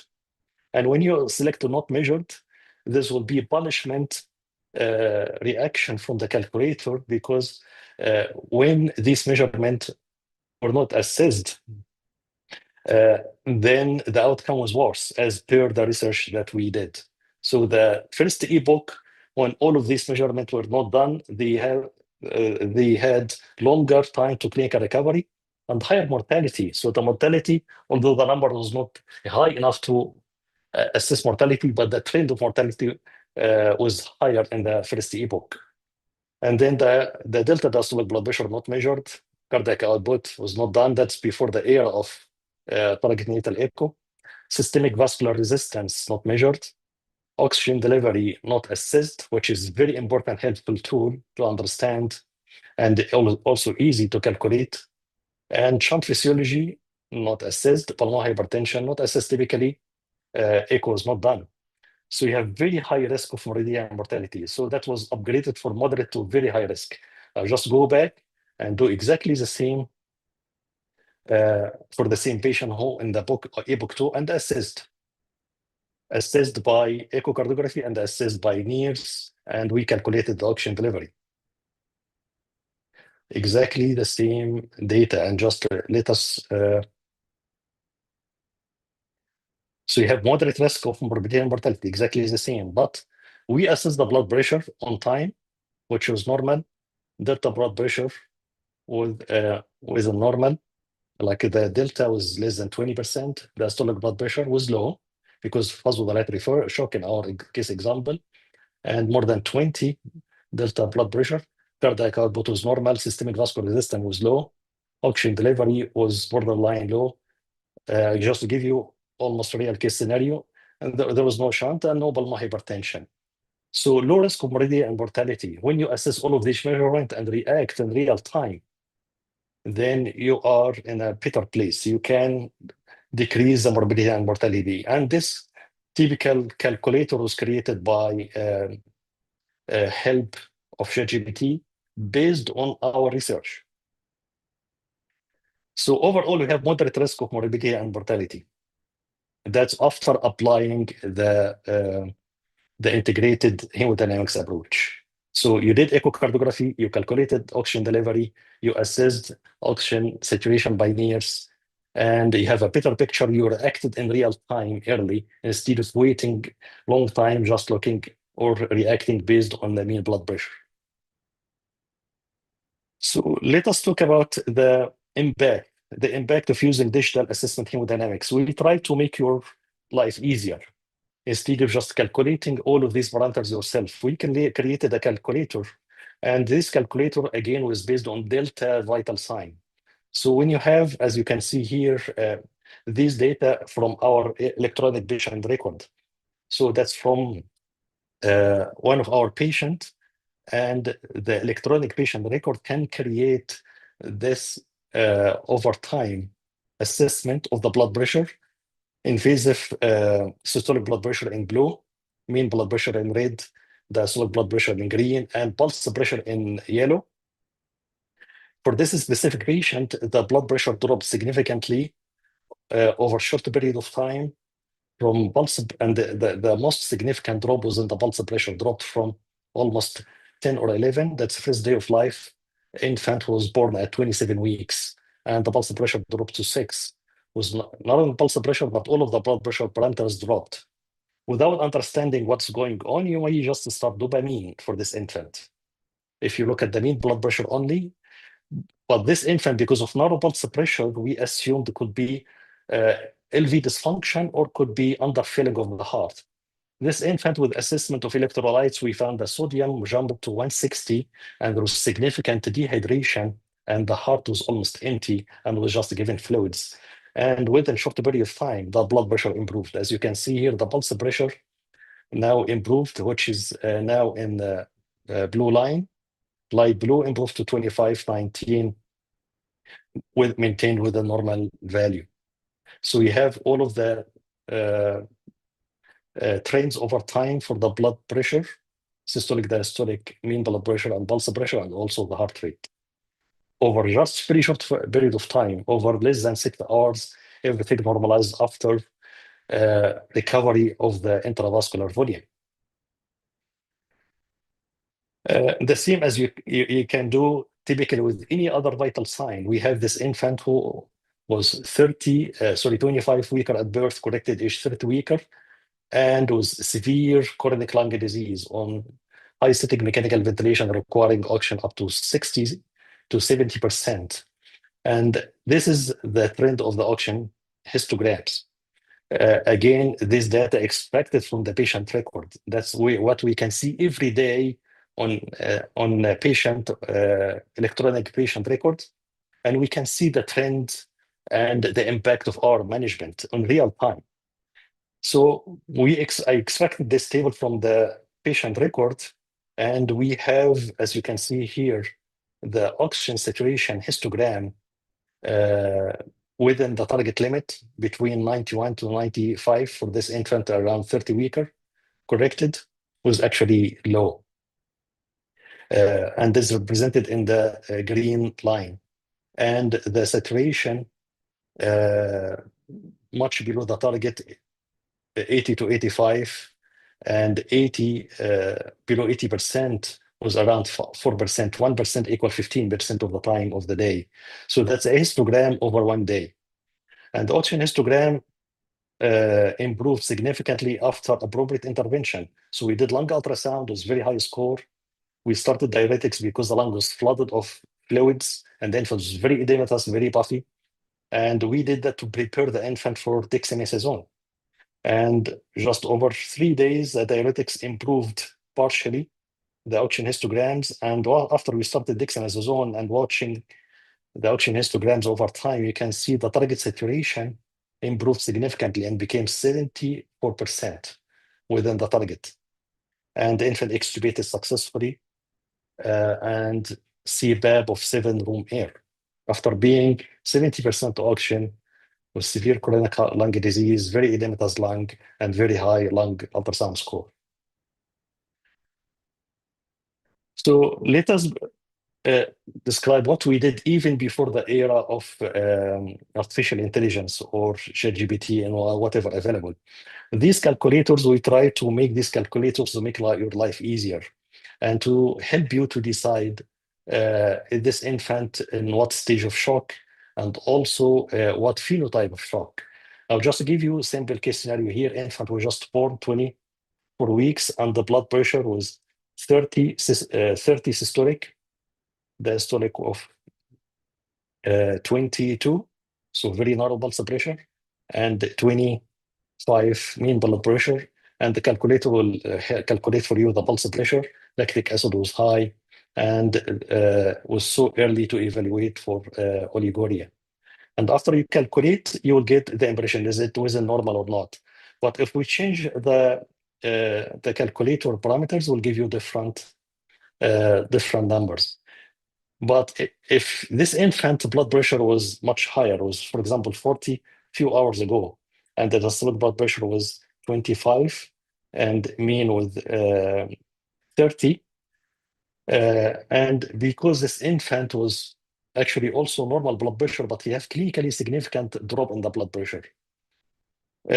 These numbers, the infant was stable and they dropped the blood pressure for more than 20%. I just emphasize on the importance of calculating the delta vital sign. You need to have two different points of vital signs and evaluate the difference between both. Now we can go to the echocardiography, and if you do echo, you can just highlight the points that you need in this calculator, and calculator will give you the value for other things. For example, the echocardiography showed low cardiac output.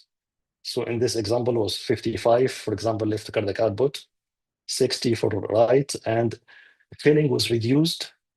Left ventricle performance was impaired. RV performance was impaired as well. There is no PDA and no pulmonary hypertension. And what else you are getting here? The systemic vascular resistance was very high, and very high in this infant because of underfilling of the heart. This infant was dehydrated, the heart was empty, and the systemic vascular resistance is the compensatory mechanism of the body. So the body will vasoconstrict the blood vessels to compensate for the reduced volume. For this infant, what you need to do is just to give fluids. If you start dobutamine or dopamine, definitely the shock will be worsened and the infant may die without understanding what is the cause of death. If you go to the oxygen indices as a next step, we'll ask you about hemoglobin, the calculator, and you need to enter the oxygen saturation. And if you have near infrared spectroscopy, you can also add the cerebral tissue oxygen saturation. And once you hit calculate, it will give you the value for the total oxygen delivery. Normal oxygen delivery in our body in units in any subject is 20 to 40 ml per kg. Once you get the oxygen delivery to single digit, you are at risk of lactic acidosis. If you have 10 to 18, definitely it is low. Less than 10, it is extremely low, and the infant is at risk of anaerobic metabolism. By doing that, you will understand that your infant is at risk and you can intervene very early. So here, the software will also help you to understand what category of shock is it. Vasodilatory shock, and what are the causes for vasodilatory shock, for example, septic shock, late onset shock, and could be medication induced, and what you need to do, medication that you need to intervene or consider with. Category number 2, when you have vasoconstrictor shock, which could be failure of postnatal transition. It could be dehydration, like in our case that we described, post-TB deligation, AV malformation. Could be pulmonary hypertension. When you have increased pulmonary vascular resistance, you may have in the systemic circulation parallel increased systemic vascular resistance, or could be HIE related because cooling is vasoconstrictor, and that might impact the cardiac output as well. Category number 3, when you have cardiogenic shock, which is could be extreme category 1 and category 2, and you need to intervene. Definitely, you need to do echocardiography in this category. Category number 4, when you have overlap multiple phenotypes together. There's another app to help you to understand the underlying physiology.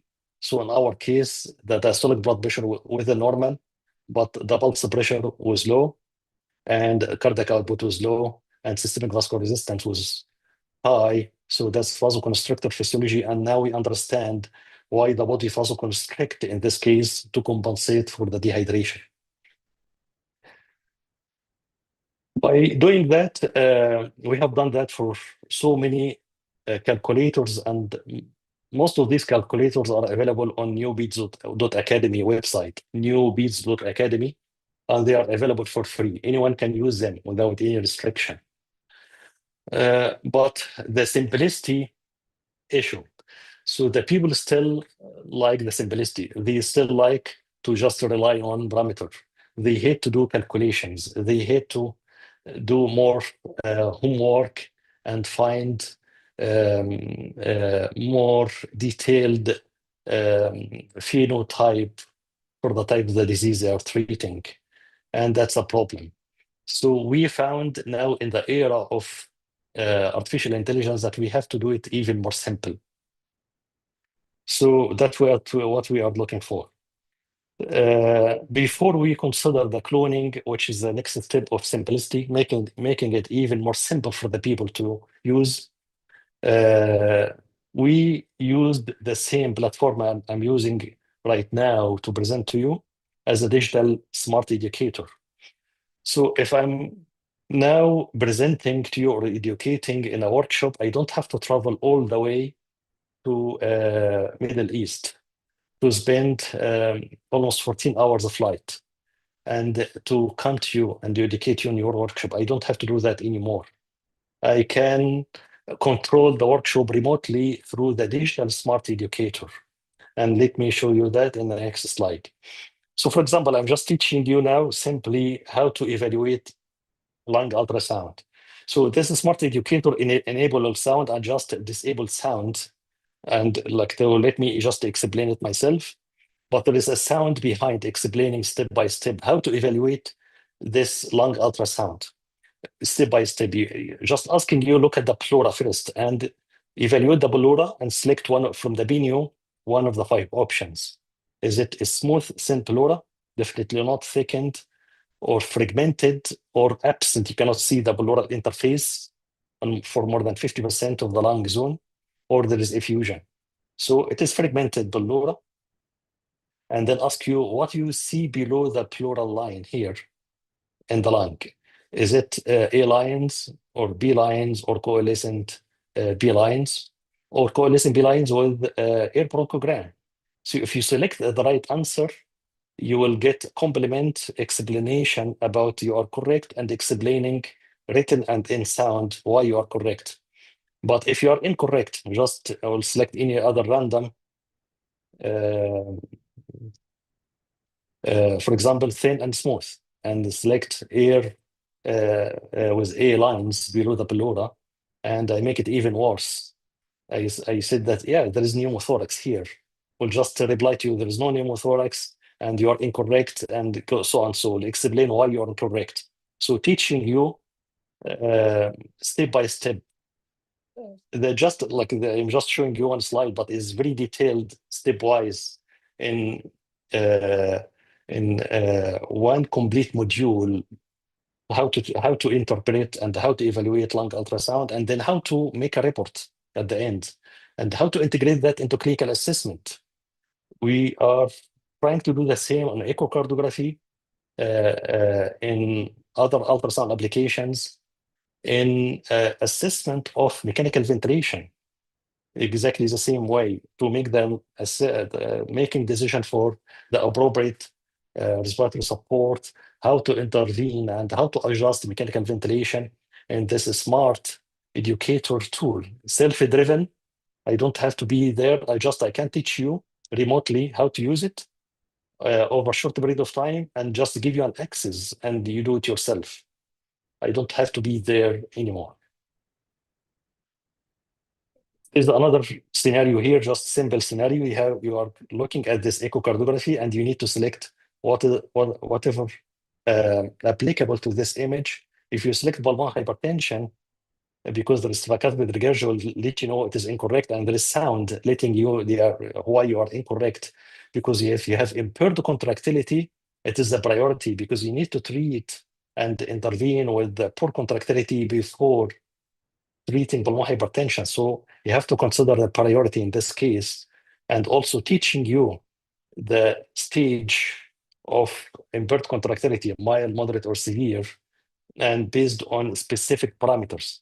So it is a precise in assessment instead of just looking and relying on building your own experience over time, giving you the experience ready to learn and ready to apply over a short period of time. But what you need to do in this educator, you need to complete the module for the educator, and you will do mistakes in between, definitely, if you're at the learning stage.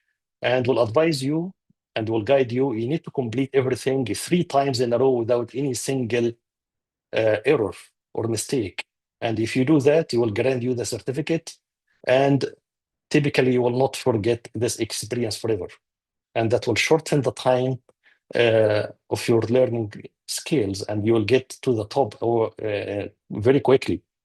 I'll just give you the lung ultrasound and the echocardiography as examples, but that's applicable to everything you do in your life, including even outside the neonatology concept. Anything in medicine can be done in the same way. You can reset and you can redo that again and again. So that's just an idea about the future of education. I don't have to travel. I don't have to do it myself. I need to guide you how to use it. I need to explain to you the physiology, and then you do it yourself. Next, I will be talking about cloning.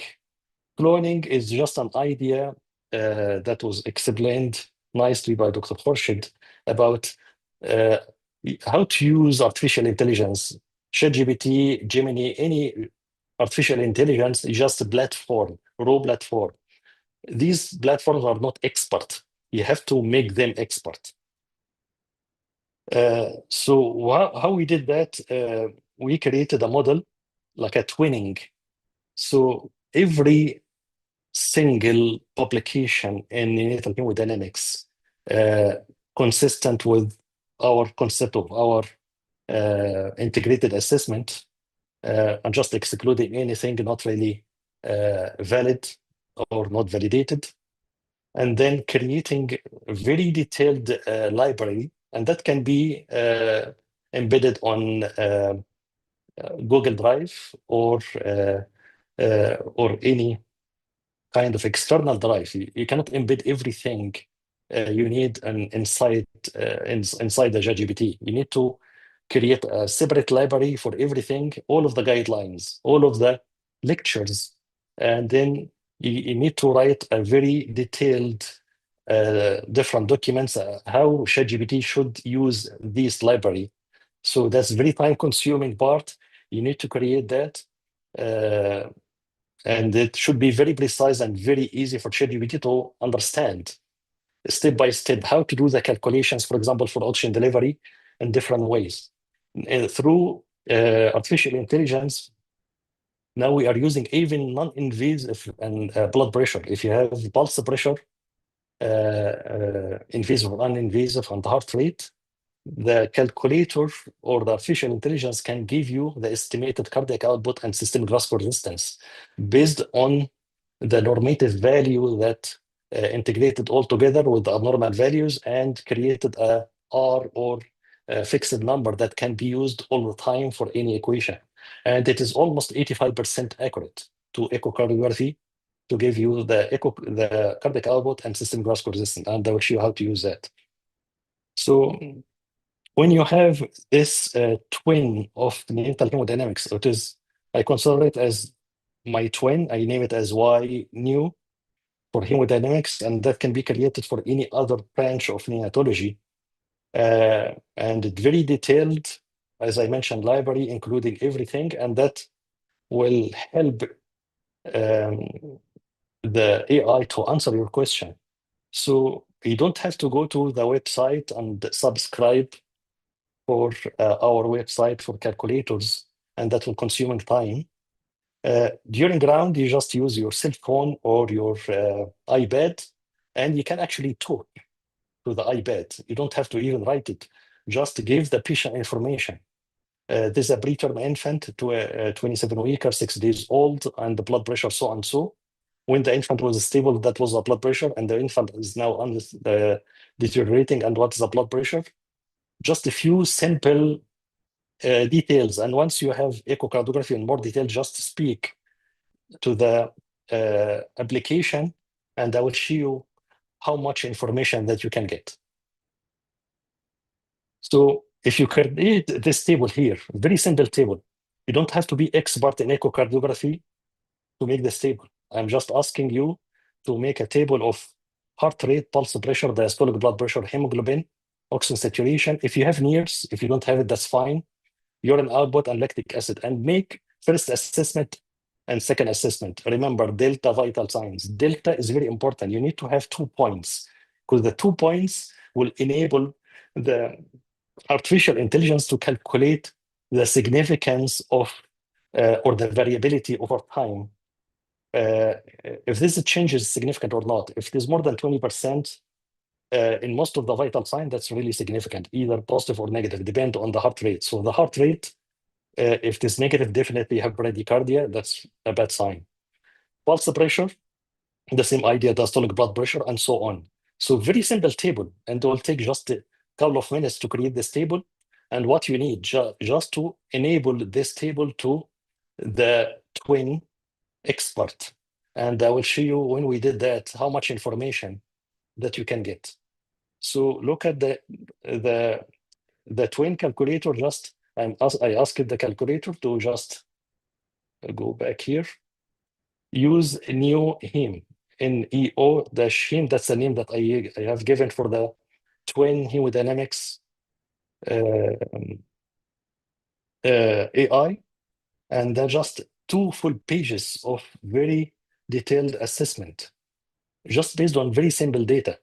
So because I did not give the systolic blood pressure and mean blood pressure, but the system calculated them from the pulse pressure and the diastolic blood pressure.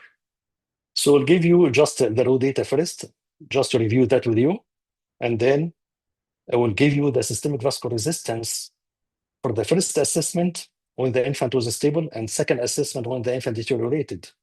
So there is increase in the trend of the systemic vascular resistance. And the oxygen delivery significantly decreased. So you have 35 initially, and the drop to 16. Although 16 is borderline low, but you have more than half decrease in oxygen delivery. Again, the trend, the delta vital sign is very important. And then you have the centile values based on the centile normative value that were already integrated. And then we'll move on to the most important part. It'll give you the targeted plan, what you need to do next. So immediately you need to consider echocardiography within 10 to 15 minutes, and will give you the measurements or the parameters that you need to measure on echocardiography, and give you another advice: avoid pure vasodilators. Don't use dobutamine or merinone, like pure vasodilators in this case, in this phenotype. And the phenotype that was described as category number 4, which is overlap, is not pure vasodilatory, is not pure vasoconstrictor, it is overlap, dominant cardiogenic element with low diastolic blood pressure and significantly low oxygen delivery. You give you what you need to monitor. You need to monitor the pulse pressure. You need to target pulse pressure between 18 to 20, mean blood pressure between 27 to 28, and the cardiac output between 150 to 350. You don't have to do echocardiography. Even blood pressure, when you enable blood pressure, the calculator will give you the assessed or estimated cardiac output based on the blood pressure only. And then at the end, will give you the bottom line, the category. You have category number 4, overlap shock with dominant cardiogenic element, plus low diastolic blood pressure, clinically significant by all triggers with the low oxygen delivery. And then start inotropy. If you haven't done echocardiography yet, plus gentle vasopressor if needed. And consider back the RBCs, because the hemoglobin dropped, although did not drop like to very low level, but that will help to improve the oxygen delivery, because oxygen delivery is a hemoglobin oxygen saturation and the cardiac output.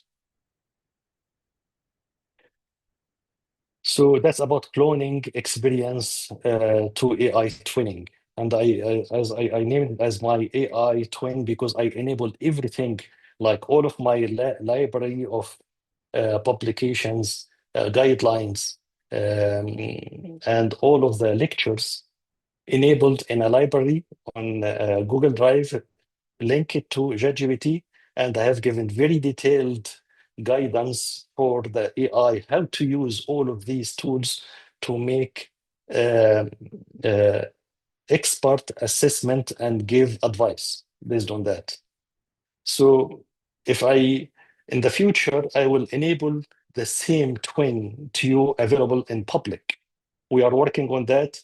That will cost some money, so we need really a fund. So we are working to get that fund ready, and we have IT person and the team working to get that model public and can be used by anyone in the world. So if you have any issue with hemodynamics, just enable this simple table to the same model, and they will give you a very helpful guidance what you need to do next.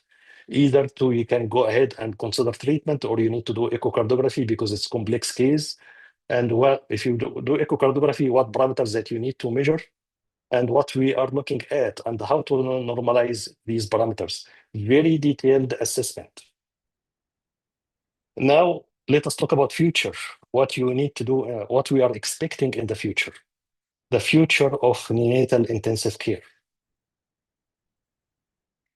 Just if I ask you, just to close your eye for a second, all of you, and imagine that you are now working in neonatal intensive care unit, in very busy unit, and ask, I'm going to take from you your cell phone, your computers, your electronic patient records. The internet will be disabled. Imagine that can happen in your unit. You will feel that you are paralyzed. Also imagine that after my graduation in 1990s, that was the situation. There was no internet, there was no cell phones, smartphones, there was no electronic patient record. And we never imagined in about 20 years the situation will be as we have today. In about 10 years from now, the practice in ICU will be totally different and relying on artificial intelligence to the extent that you never imagine. So if I ask you to close your eye 10 years from now and imagine I will take from you the artificial intelligence, you will not believe it. You will not believe that you can survive without AI. So that will be the situation, the neonatal intensive care in the future. Actually, there is a lot of companies in US and Canada and Europe, they are working on the tools that I'm actually explaining and talking right now. So the incubator itself will be smart. The monitors will be touchless, will be just a camera, and the camera will detect the changes in the perfusion, touchless, and will express the blood pressure, cardiac outputs, oxygen saturation, everything touchless. The incubator itself will be very smart. The incubator will not be just a box of glass, like adjusting the temperature and humidity. Everything will be digital, and the humidity, temperature, oxygen inside will be adjusted based on the needs for the infant. And will be touchless assessment continuously 24 hours for the electrolytes. So that will adjust the medication, the TPN all over the hour. The infant will be getting exactly what's needed, and will not be in need to take blood samples every day from babies, because the blood samples will be taken much less frequently, and will be a device the same as we are using now for blood sugar, but all of the electrolytes, hemoglobin, everything will be just transcutaneous assessment, transcutaneous, and that will be enabled at the bedside. You can know exactly 24 hours, 7, all the time, what is the electrolytes and how we can intervene, and you can just do much less frequent blood samples. You love, or everything neonatologists now love to do ultrasound. In the future, you don't need to do ultrasound because the ultrasound will be touchless, will be evaluating three-dimensional organ, and that can be evaluated at any time, and even bedside nurse can do it and can refer that immediately to the physician. You don't have to be at the bedside. The way that we are doing management right now, come in the morning doing round, all of the team should be around. That will not be the future. You don't have to assess the infant in just one time a day, coming and doing round, making decision. It is just as you are. You have 3 hours movie, and you are just satisfied watching 5 minutes of the movie, and you get the conclusion. That's not enough. The continuous assessment, continuous monitoring will be through the AI integrating all of the vital signs all of the time, and will give you red flags. And the red flags will be directed to you wherever you are on your computer, and red flags will help you. This infant will be developing shock or sepsis and need to intervene now. So what we had in the future, we react almost after the problem happened, after the infant developed shock or sepsis. What we are trying to do now to predict the problem at the early stages of shock. In the future, the problem will be detected even before it happened in real time through very smart red flags coming to your computer.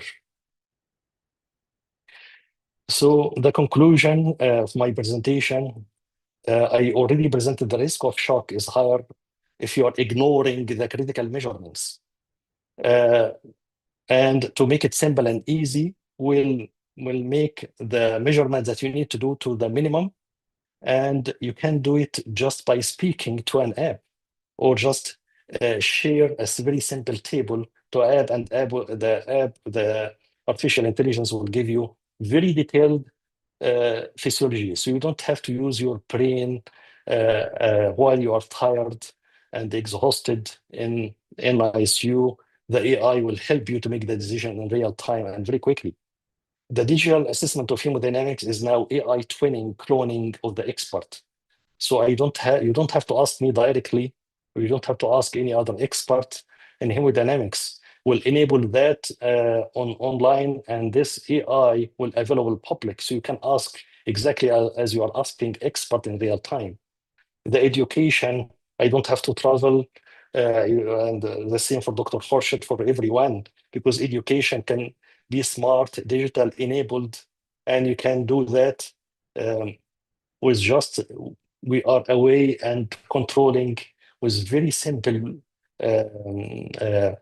participation from us, but the educator will help you to do that from A to Z.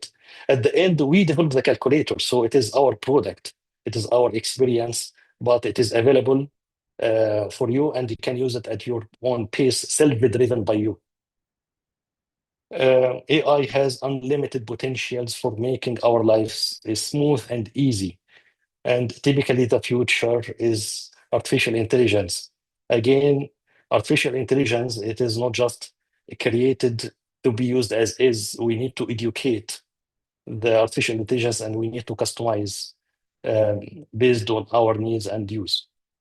And thank you very much. Happy to have your questions.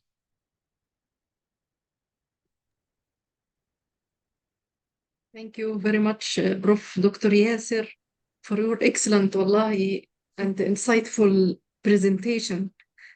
Really يعني great job and great overview how to use the AI in the critical care decision making. I remember Dr. Khorshid يعملون له ما يشاء من محاريب وتماثيل. Really amazing. I cannot fully imagine this will happen really يعني, because we are still behind. Yeah, it is coming and will be available. So just our efforts will try to make your life easy, and to make it, as Dr. Khorshid says, simple. simple as we can. MashaAllah. Really, MashaAllah, after your both of your talks, now we have a clearer insight for how to use AI in our daily works. What I can add to this or comment on that, that always we are looking how to have an intelligent. But as it's not in our Holy Quran that we need the rushd or the right answer for my patient. This is what Alhamdulillah, I saw in my patient, really totally different when I use your, mashallah, your insightful and your approach, you and Dr. Khorshid. This is what it will give me some, I feel that Alhamdulillah, still I'm not that much, too much bad. I'm not that much good, but not bad. At least my patient, Alhamdulillah, improving of really updating and using your approach, Dr. Yasser. Thank you very much, Wallah. You're a role model, Dr. Asma, definitely for all of the upcoming generations. You started at low pace, and when I met with you many years ago, and now you are one of the educator and leaders in your area. So congratulations Thank you very your much. achievement. Still, we are many learners, Doctor, many learners. Alhamdulillah. Yeah, you are so humble. Thank you. Thank you very much. We'll see the question now. The floor open for the question. I have one question, Asma. Yes. اتفضل دكتور طارق. Yeah. Go ahead. Thank you, Dr. Yasser, for this very nice presentation, and Dr. Khorshid. Unfortunately, I missed because I'm on call. I missed most of Dr. Khorshid's presentation. But my question, because I always take the opportunity when you are there, Dr. Yasser, to ask you for some question came to my mind when seeing my patient. So I have a few days ago, I have a patient who is severe pulmonary hypertension after meconium aspiration. Baby was on 100% oxygen. We talked to the ECMO team, and they came to assess the baby, and we started some inotropes, and they said, let us wait and see what we'll do. We came in the next shift to receive the baby. Baby was on milrinone and vasopressin, but we question about the filling of the heart, because at that time the baby was on restricted intake.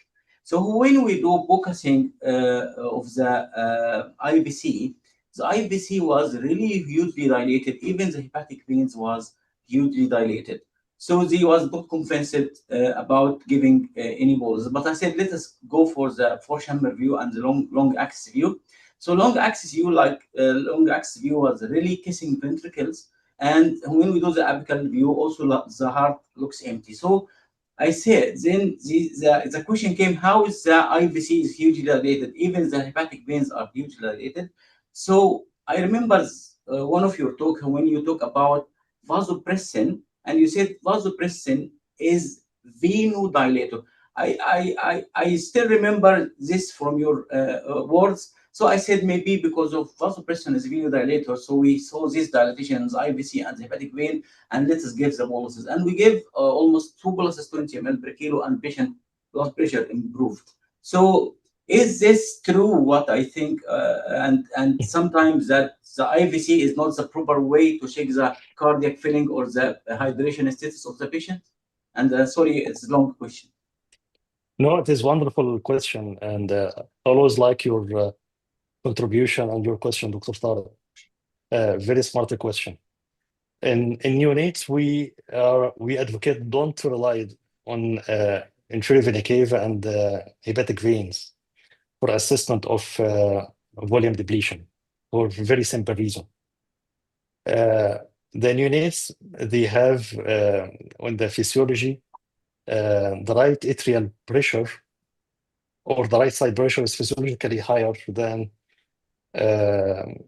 children, especially during the transition, typically because you have higher pulmonary vascular resistance, and that's reflected on the right atrium and the right ventricle.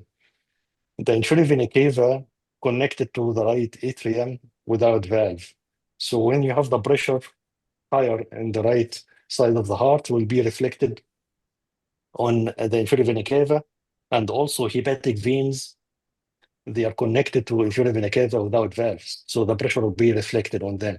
So what you have seen dilated hepatic veins and the inferior vena cava is just because of the high pulmonary artery pressure, and does not reflect the overall volume or the volume depletion. Always that can be assessed in, for example, emergency. We have a child admitted to emergency, not yet on mechanical ventilation. You can look at the inferior vena cava. But once you have the neonate on mechanical ventilation on CPAP, and the negative pressure inside the chest is now altered or became more positive, that also impact the inferior vena cava. So I have multiple reasons not to rely on the inferior vena cava for fluid replacement. Most of sick neonates, they are on mechanical ventilation, so that will make it unreliable. And also when you have pulmonary hypertension, the most sensitive, as we are teaching, the most sensitive marker of volume depletion is look at the left ventricle collapsibility and end systolic volume. If you haven't done the echocardiography yet, look at the pulse pressure. When you have pulse pressure and high diastolic pressure, that's another sign that could be, gives the physiology of vasoconstrictor physiology, that could be due to volume depletion, because the body does also vasoconstrict as a reaction to volume depletion.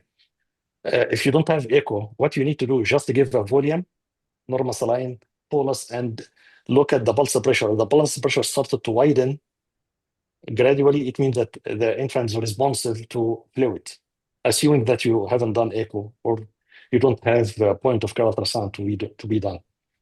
But the bottom line, don't rely on inferior vena cava in these cases. Rely mainly on left ventricle collapsibility. Vasopressin is vasopressor, and vasopressor also to the veins, so the squeezing vein to fill the left atrium. That's one of the values, because there is one of the receptors for the vasopressin present in the veins. Okay, thank you so much. It's very helpful, actually. Thank you. Hello. I'm Hello, Dr. Tamatur. Yeah, welcome. Thank you, Dr. Khorshid and Dr. Yasir, for very nice presentation. And I really appreciate your pioneer work in neonatal neurology and advanced cardiology, hemodynamic stability. Now, today, this is a very interesting talk for me, and really appreciate your pioneer work also in incorporating AI in neonatal medicine. My question, what is available for us is the free tools like Gemini and ChatGPT and so on. What is the intellectual property rights if we use this in our work? Because sometimes we are using it in writing our reports and so on. But as I know, there is a code while you are, there is coding system when you are using all this. So if we use it, what is the rights? What's the work belong to whom? Just out of the medicine, just I want to know about this. Thank you. Yeah, I'm not sure if Dr. Khorshid is still with us, but I can answer your question. Thank you. That's very important question, Dr. Tamal. So, Tamadur, yeah. For ChatGPT, as I mentioned before, if you are using the free version, that will not give you all of the options, very restricted options. I have the Pro version, which is very expensive. You are paying almost $200, close to $300 per month. That's too much. That's probably like too much, especially for low and middle income countries. Unfortunately, the free version is very limited and sometimes misleading. Will not really help you to get whatever you need. But the most important regarding your question, as long as you are not sharing any specific patient details, you are not sharing any few specific details, and this is your own account, you are safe. So, for example, just asking generic question without any specific patient or not sharing patient information, which is a very big liability, you're okay, you're fine. So it's fine to use, but again, just to be very careful using the generic form of ChatGPT or any other form, not the customized one. You may get a lot of hallucination, and the hallucination mean you get a lot of incorrect answer, because like the ChatGPT now connected to huge unlimited number of data, and some of the data available online as just garbage, and we can give you and we tried that before. I tried the free version in one question, and it was very like stupid answer.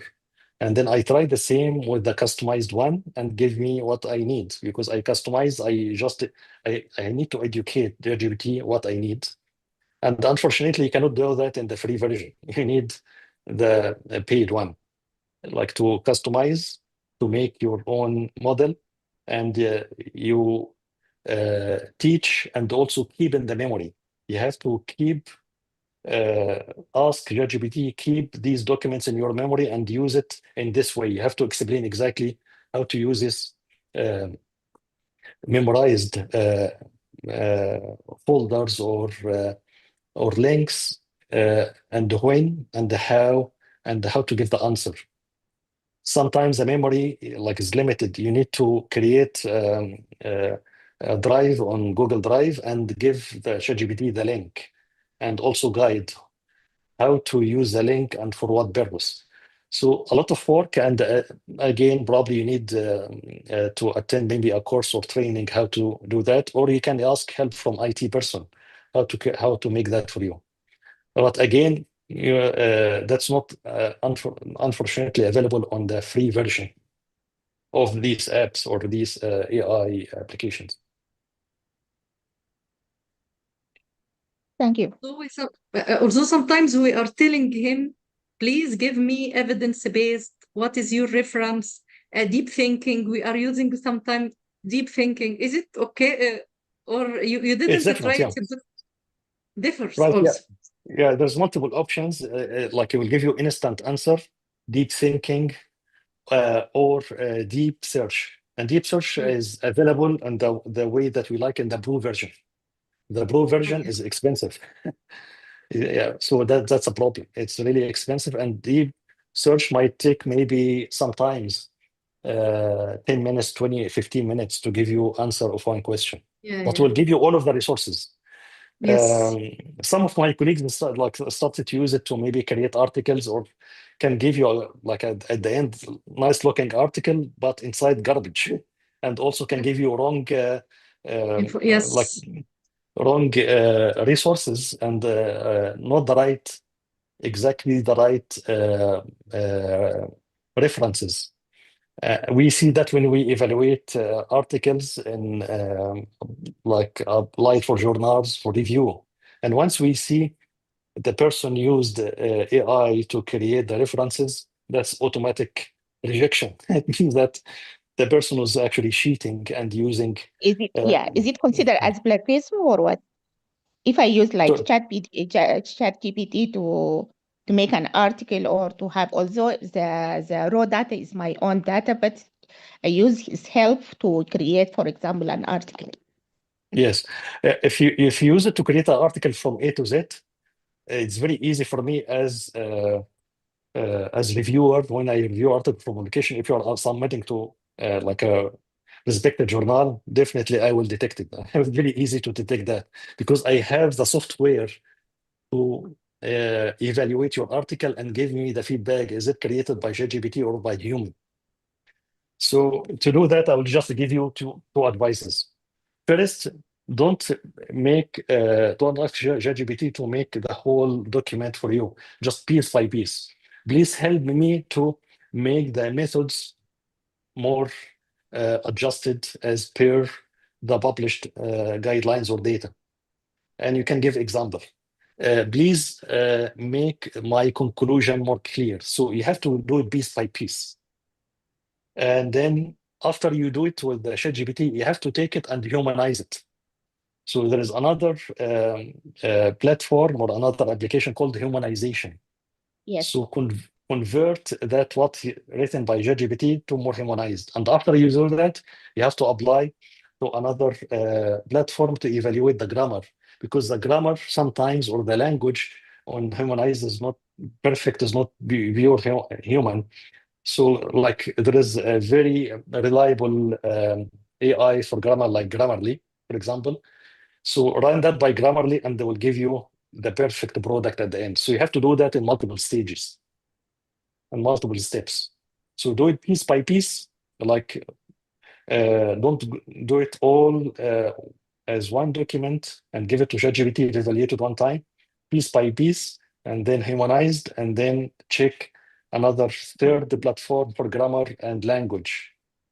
And that will, when I read it, I understand that is um, written by and adjusted by human, not by artificial intelligence. Okay, understood. Thank you. Thank you, Dr. Yasser. With pleasure, Dr. Tamador. There is Dr. Basma. She raised her hand. Okay, you are unmuted, Dr. Basma. Okay.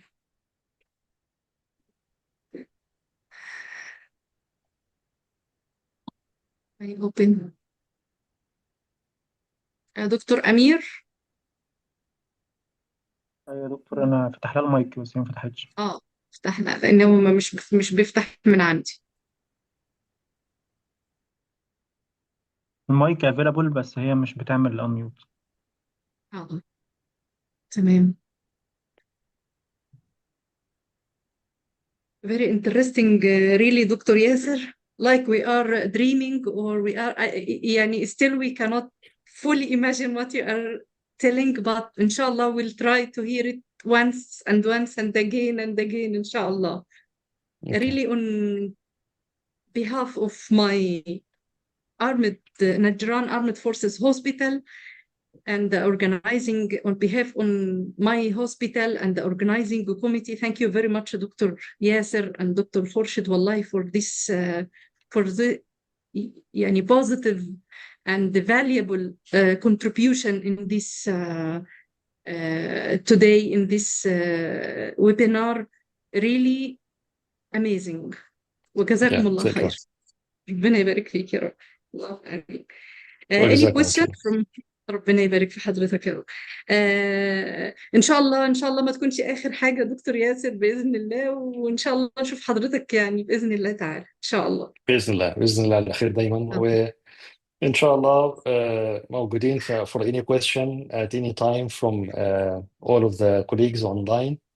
You can contact me for any related question. Not your AI twin يعني. Okay. Yeah, inshallah in the future soon will be available, so you can have my twin and many twins, one for hemodynamics, one for respiratory support, and that will be available. We are working on it. Like we have our IT person that's really trying to help and make it public and available, inshallah. Thank you, والله جزاك الله خير. So we'll have the opportunity to work with your twin إن شاء الله soon إن شاء الله. إن شاء الله بإذن الله. And that will be available even after life, after pass away, we'll have the twins available. But we'll have maybe our generation to create more twins, not only me. ربنا يبارك في عمرك وينفع بيك وبعلمك يا دكتور ياسر دايما يا رب كده هوت. وحقيقي حضرتك نورت لنا حاجات كتير، يعني اسم حضرتك دايما عندنا في الوحدة، وقد ايه والله يعني all my colleagues I think and my juniors and doctors colleagues they know what is everything دكتور ياسر is telling، يعني الحمد لله. ما شاء الله. يعني ده كله من برضه من فضل يعني مجهودك وتعليمك ليهم، فدي الله يبارك فيك. حاجة نفتخر بيها. ربنا يبارك في حضرتك، جزاك الله كل خير يا دكتور ياسر، وربنا يبارك في حضرتك يا رب. آمين جميعا إن شاء الله. الله يبارك فيك. نراك إن شاء الله see you soon إن شاء الله بإذن الله يا دكتور إن شاء الله. بإذن الله على خير. شكرا جزيلا، وشكرا للجميع لوجودكم معنا لغاية دلوقتي، وإن شاء الله يعني نلتقي قريبا بإذن الله. شاء الله إن شاء الله يا دكتور. virtually شكرا physically. شكرا جزيلا لحضراتكم. شكرا الله جزيلا. السلام عليكم. جزاك السلام جزاك عليكم. الله عليكم بحمدك السلام ورحمة أشهد أن لا الله إله وبركاته. إلا أنت أستغفرك